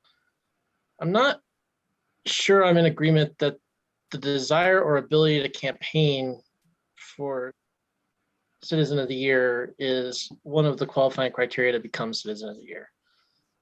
So I understand the sentiment. I don't know if I necessarily agree with it, though. Member Ward, do you want to submit anyone that you'd like to see? I think the 2 candidates that I'm most in favor of have already been discussed tonight. For me, it would be a coin toss between Ms. Nickel and Mr. Hoag. Okay. I'll go. Member Cuesta, you're next. Thank you, Mayor. I'm in support of Ms. Nickel as well. Although it's a tremendous camp, words can't even describe all that Mayor Penn has done for the community. And Nathan Hoag's incredible. He does a tremendous amount as well. I'd be happy to support any one of them, but my first candidate would be Ms. Nickel. Thank you. Thank you. Member Russell again. So I actually would like Member Ward to weigh in on what criteria. I don't know that we ever came up with criteria. I mean, we had criteria when we were doing it as a council, but when we put it out for nominations from the community, I thought that changed somewhat, but perhaps Member Ward knows what the criteria we ought to consider it on. Member Russell, can I just chime in here for a sec? We never relinquished the decision as a council as to who we would choose. What we did is we went out to ask for more input from citizens to nominate, and that had not always been the case. There were times when it was and other times where it wasn't, and we came up with a form that gave very specific categories that people filled out, which is what we got on things. So I don't want to suggest, we've always decided. It's never been a vote of the public. It's never been who got more letters than others. It's always been on the merit of what we thought fit the citizen of the year and their involvement in the community and care for the community. So that's really what it is. And to be honest, it's a very awkward conversation always, because we're talking about people who have all given to our community in some way. And so none of us wants to make a decision, which is why I did the points of light in December, because it really bothers me that we have to pick one. So others. Councilmember Wink. Yeah, very unpleasant conversation. Pleasant and unpleasant at once. So two people came to the top, rose to the top for me. One because of, well, yeah, Randy Penn and Nathan Hoag. And a lot of us know a lot of the details included in this, in the documentation in the packet for tonight about Randy Penn, and some that's probably not listed there. And I would like to say that it's probably the same for Nathan Hoag. I mean, as a citizen, before I was elected to this city council, I got to know Nathan and to experience the number of ways in which he contributes to the city outside of his work. Just the tireless 24/7 effort. It's far beyond what I see in the packet tonight. And then when I joined council, it just increased, and it's increased every year. And there's something about that spirit of senseless and just, yeah, selfless giving, just in the effort of creating just this tremendous city in any way possible, that I see coming from Nathan, that's making me want to highlight him here tonight. So I'll stop there for now. All right.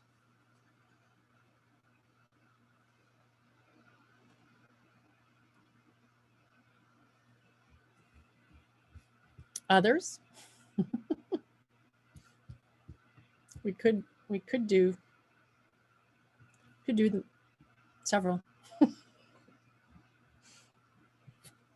Mayor, give the award to more than one person? Is that what you're suggesting? Wait, why not? Every year it's different anyway. Sure. It's our pleasure, right? It's been a hard year.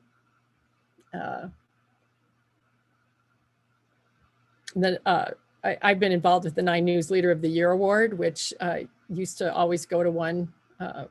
Well, I think it still does go to one person, but they nominate 3, or they nominate many, and then they pick 3 finalists, and it's always a big deal for all 3, regardless of who's the final one. But anyway, I like that style because no one feels like they got left out. Councilmember Wink. In that case, I very strongly recommend both former Mayor Randy Penn and Mr. Nathan Hoag as 2 recipients. I think that it's kind of interesting that, or unfortunate that we as a city never got around to nominating Randy Penn and recognizing all that he's done for the city of Englewood all these years. And so I think it's something quite befitting him, as well as Mr. Nathan Hoag. I think Nathan, in the short amount of time in Englewood, has accomplished far more than many individuals over a long amount of time. He's really, yeah. So those 2 gentlemen for my vote. Thank you. Member Cuesta. For me, if we were to award to more than one, I'd like to just do it to all three. To me, it's almost like then you're just leaving a single person out. And I'd rather do one. I'm in a 1 or 3 camp, I guess, myself. Thank you, Mayor. Thank you. Mayor Pro Tem or Member Anderson, add anything in here? Or did you already, I think I'm sorry, Mayor Pro Tem, you already mentioned what you thought, but go ahead, Member Anderson. For me, it's a three-way tie. I think I honestly, I'm frankly, I'm not comfortable making making the decision. If there are enough people to go one way on any one of them, to choose one candidate, I will happily join them. But these are all tremendously people who have committed, been sorry, have contributed to our community tremendously over the years, and I am happy to give it to all three of them, or any one that we can get to 4 on, because I'm very happy with what they've done. I'm just so thankful to live in a community that we have this kind of involvement. So I think it's a great problem to have, but it does put a bit of a conundrum.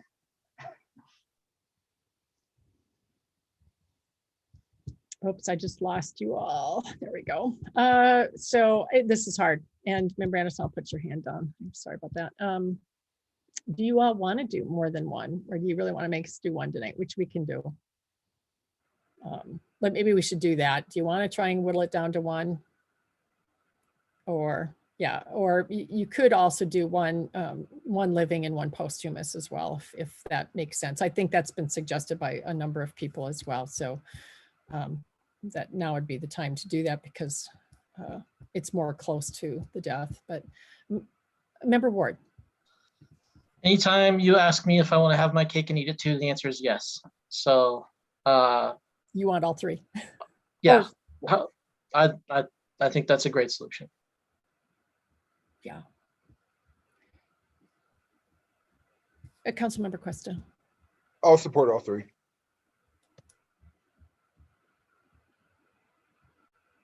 Others? Mayor Pro Tem? Mayor, there are actually 4 candidates. There are 4, yes. We haven't talked about a 4th. Exactly. So we're happy to leave 1 out, but not 2. I'll support all 4. If we do this, folks, what I would suggest that you do for next year is, in this, I have to say, in the past, we've had council very resistant to this, but that we have really clear criteria and they be scored by council, and perhaps it's done in a little bit more of a confidential manner so that it's not difficult for anyone, or we actually ask a committee to choose them and let it be a citizen committee going through it, which I had hoped we could do at some point as well. So if that helps in the future, it doesn't help for tonight. It could make it easier to decide to do all 4 tonight and say next from now on, we're not doing it like this anymore. But Councilmember Wink, I'm not sure if I didn't put your hand down or not. No, you're accurate there. I did have my hand up. Okay. So to elect all 4 seems to negate the whole point of the recognition. If you outlined criteria for evaluating the 4 of them, they're not all equal. I think it deflates any value to the whole thing. Let's just give it to everybody in the whole city, and who cares then? I mean, what? I think we have in every, 4 years now that I've been on this council, in every time that occasion we've done this before, it's been a hard decision. We have hard decisions to make as a council. Let's make a choice, people. Councilmember Cuesta. I'm still going with all 4. It's been a hell of a year. It's been brutal. I don't think it negates it. There should be pride for every single person that gets it. I would support all 4. And if we want to try and whittle it down to 1, we can. And I absolutely support putting this into the hands of a different body.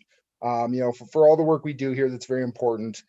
I think that it just puts council into a somewhat awkward position, because these are all tremendous folks. And I don't want to say these 3 are not as worthy as this particular one, because I find worth in all 4.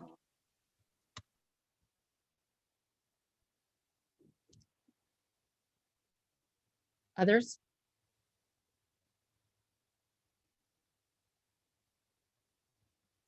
Member Ward?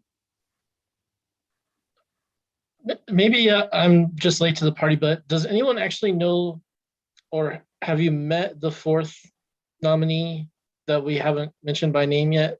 I don't know the guy. So I see his nomination, but I don't know anything about him.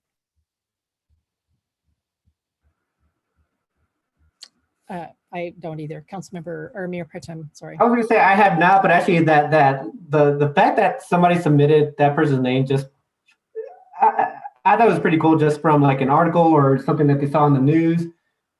To me, just for somebody that you don't know to nominate you for something you've done, I think is pretty cool. So, and that's the way that I feel about this, about Citizen of the Year overall, is that these are, you know, your peers within the community that just think that you've gone over and above. So just being nominated for this to me is just a great honor, and not coming from us, it's coming from other citizens within the city. So for that reason is the reason why I'm still thinking that I'm fine just choosing just one person.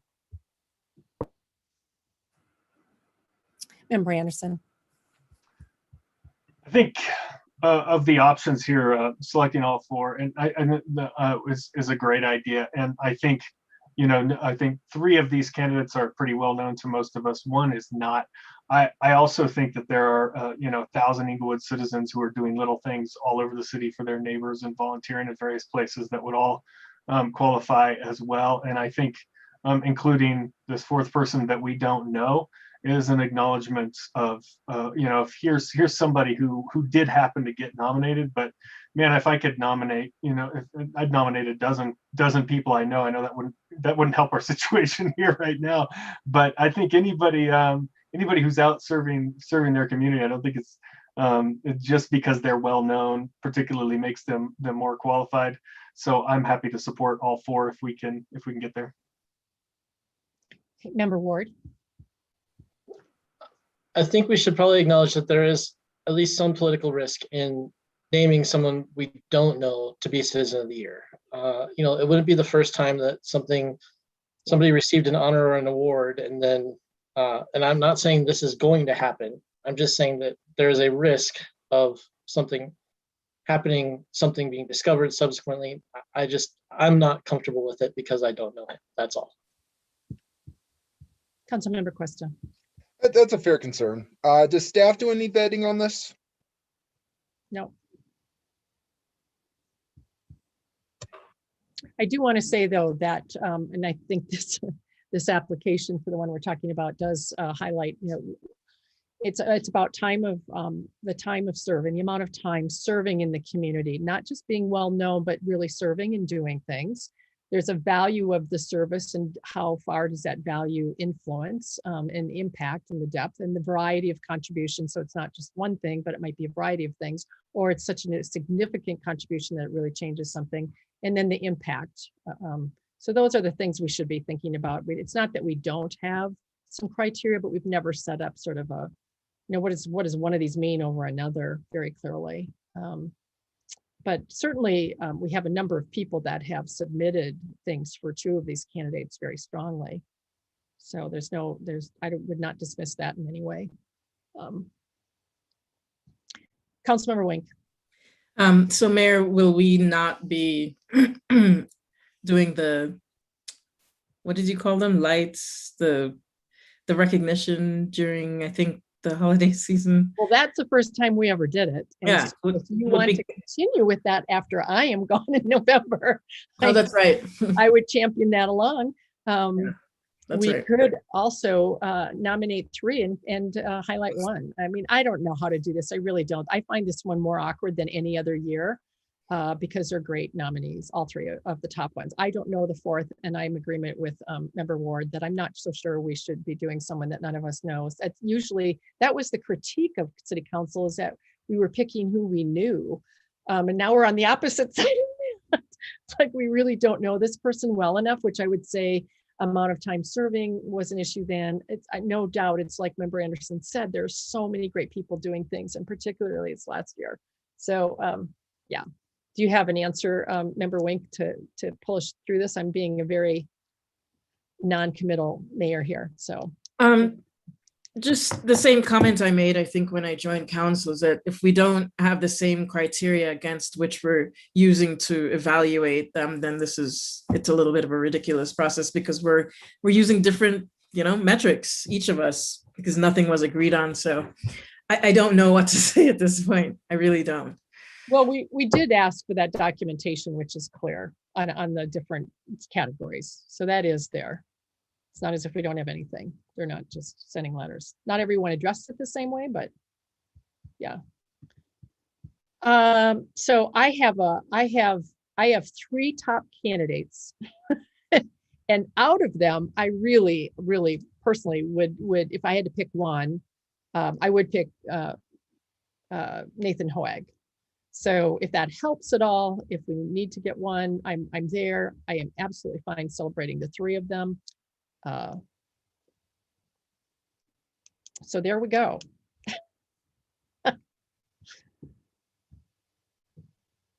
So we have Member Ward and Member Anderson. Probably if you want to stay with what you're thinking, then we just probably do 3. Member Ward?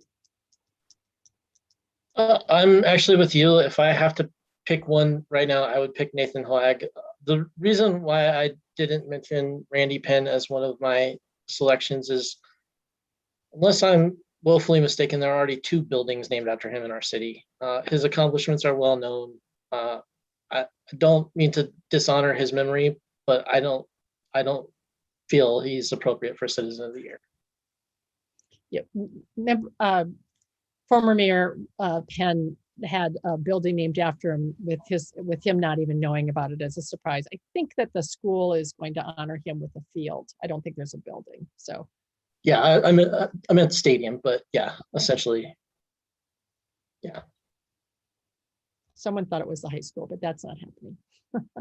Okay, Member Anderson. I think maybe the easiest thing to do would be to pick Nathan Hoag, because I would certainly fully support him. He has done a tremendous amount in the community, and he's also a good friend of mine. And that's part of the reason I'm hesitant to push him along. But it sounds like there are 4 people here to support at least. I would be happy to go that direction as well. But all 3 are great candidates, so I don't know. But if we can make a decision, I'm happy. All right, well, it sounds like we're there then. We'll nominate Nathan Hoag. It sounds like we have enough to make sure that that's clear. I would like for us to talk about this, though, in the near future, how to celebrate those that did come forward. Regardless, there might be some things that we still can do, because there's some pretty significant service-oriented things in the community. It's easy to do something for Mayor Penn, perhaps at the special event going on. I think sometime in this coming spring, there's going to be something when they name it. I'm not sure if that's happened yet or not, though. I don't think so. So there may be another way to honor there. And then with item 8, Nickel, particularly around history and involvement, although next year is another year too. So, and then I'd like to get to know this other person. It's exciting to hear about people I don't know about. All right, we will move on then. A second item, well, actually, yeah, council member's choice. We'll go with that, and I'm just going to go alphabetically. Councilmember Anderson. No report tonight, Mayor. Thank you. Member Cuesta. No report. Then it's Mayor Pro Tem. No, R before S. Member Russell. No report. Going down this with your first names. Mayor Pro Tem. I'll be quick. So real quick, they did rename the stadium for Randy Penn soon thereafter, back in October 2020. So so it has been named for him. So I guess I kind of already touched on one. So I did have an ETAC meeting. I kind of covered the big item where they talked about the roundabouts on Dartmouth.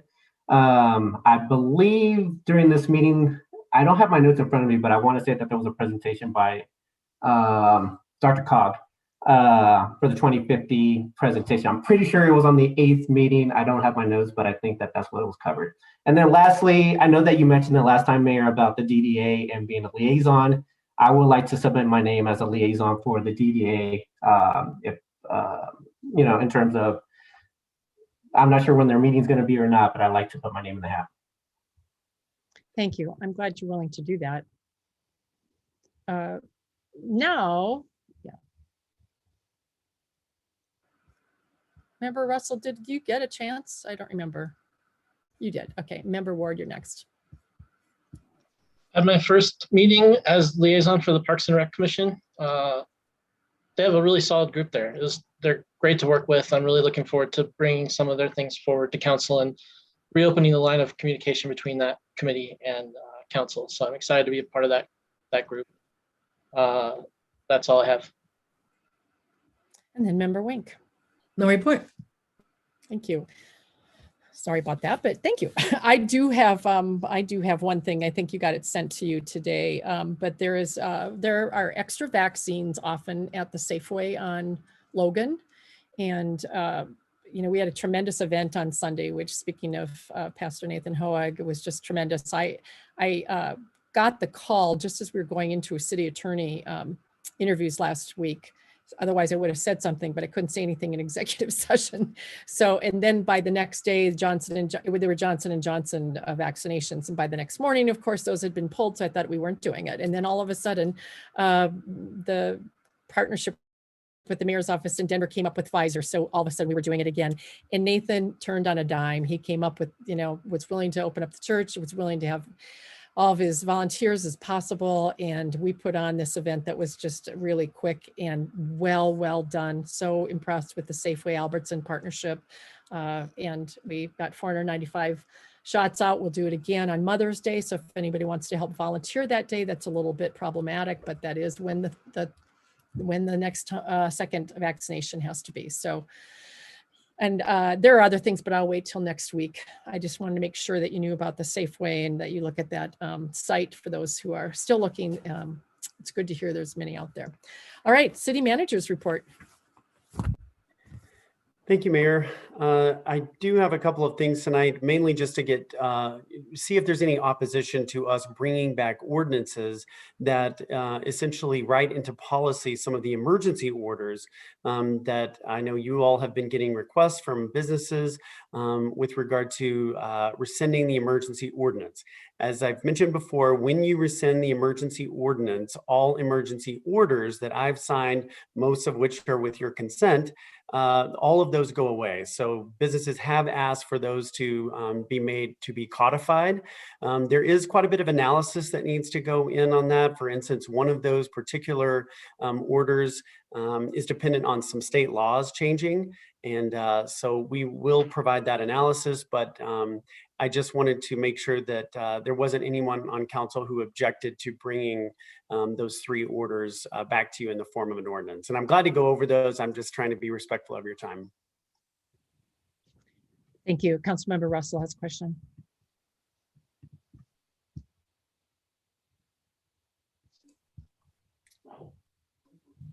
Did you call on me, Mayor? Oh, your hand was up. Yeah, I didn't hear. I mean, I could see you talking, but I couldn't hear you. So, yeah. You know, on some of those emergency ordinances, I'm a little bit concerned about that. If we're going to open back up totally, and so I guess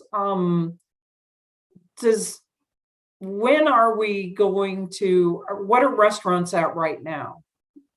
What percentage are they at?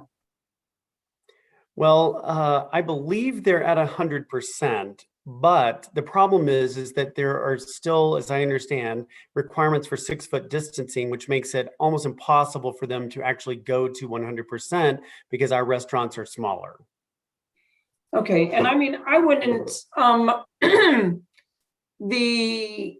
the seating areas, the outside seating areas, I don't have an issue with that. I mean, so like a couple of the people that are using their parking lot, like Whiskey Barrel, once they're open at 100%, where are people going to park? Is that going to be problematic for some of them? That's a great question, Member Russell. And our community development staff has some of those same concerns. So really what this would be to just for you all to give your blessing to bring this back in a study session where we can provide you with some analysis, work with our attorney firm to look at the pros and cons and what can be done easily and frankly, what may be quite difficult. Okay, all right.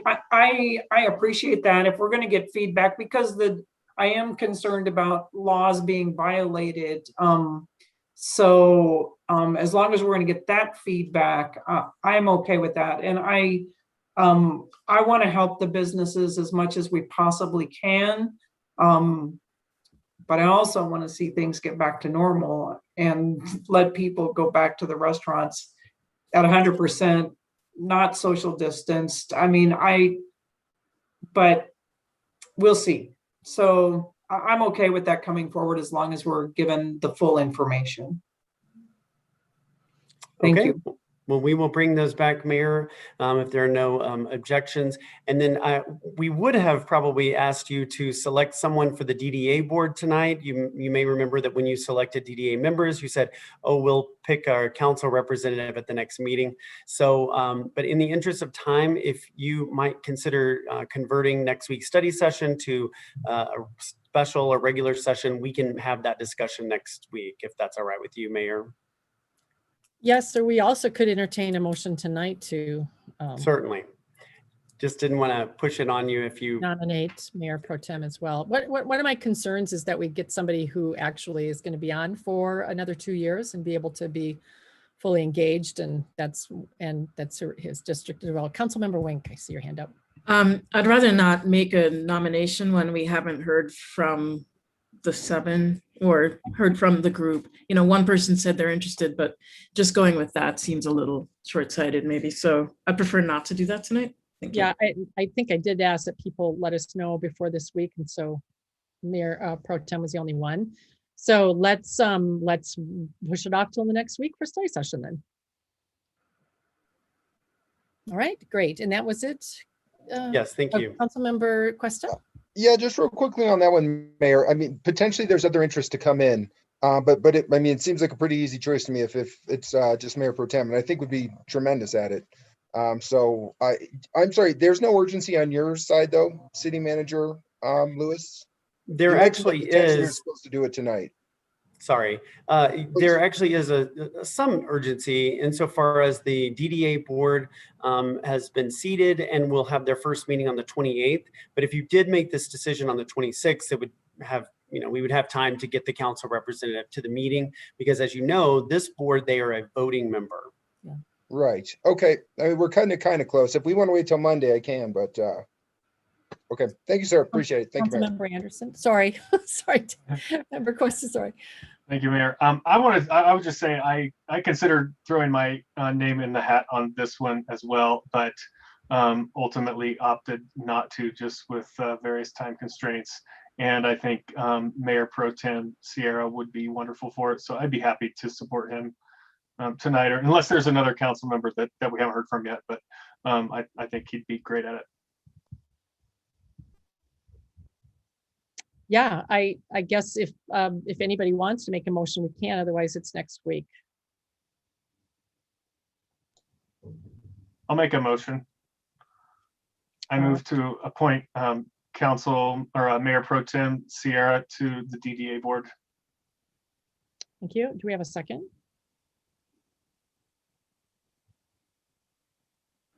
Do we not have a second? I'll second it. Councilmember Cuesta, go ahead. You bet. And I don't want to cut anybody short either. If there's going to be interest from another party, I'm happy to wait until next week. If that's not the case, then, certainly Mayor Pro Tem would be great. Thank you. All right, Councilmember Ward. I too would be comfortable tabling this till next week, in the interest of other people potentially applying for it. Now we're in a really awkward place because if we vote no, we can yeah. Councilmember Mayor Pro Tem. Mayor, you won't hurt my feelings. No one will hurt my feelings if What? we just We can- to next week. Well, we could just table it. We could table it next Yeah. week, a special session. All right. So would I you like? withdraw my motion. I don't know that you can. Yeah, you could. Yeah. Okay. Yeah. We will table it to next week. Okay, that's fine. City Clerk, did we do that correctly for you to be able to keep track of? Yes, we can do that. Thank you. Do you need anything else from us on it? No. Okay, thank you. All right, Mayor Pro Tem, you had your hand up. I didn't put it down. Member Anderson, you don't need it either. Okay, great. Well, on to City Attorney's report, and Attorney Harvey, would you have anything to say tonight that you want us to know about? Yeah, nothing to report, Mayor, at this time. All right. So let's take a motion to adjourn the meeting. I move to adjourn. Thank you. Could I have a second? Second. All right, we're going to take a roll call vote. Member Anderson, Aye. Member Cuesta, Aye. Member Russell, Aye. Mayor Pro Tem C.R.S, Aye. Member Ward. Aye. Member Wink, Aye. Mayor Olson. Aye, and I can't wait to have a gavel the next time to.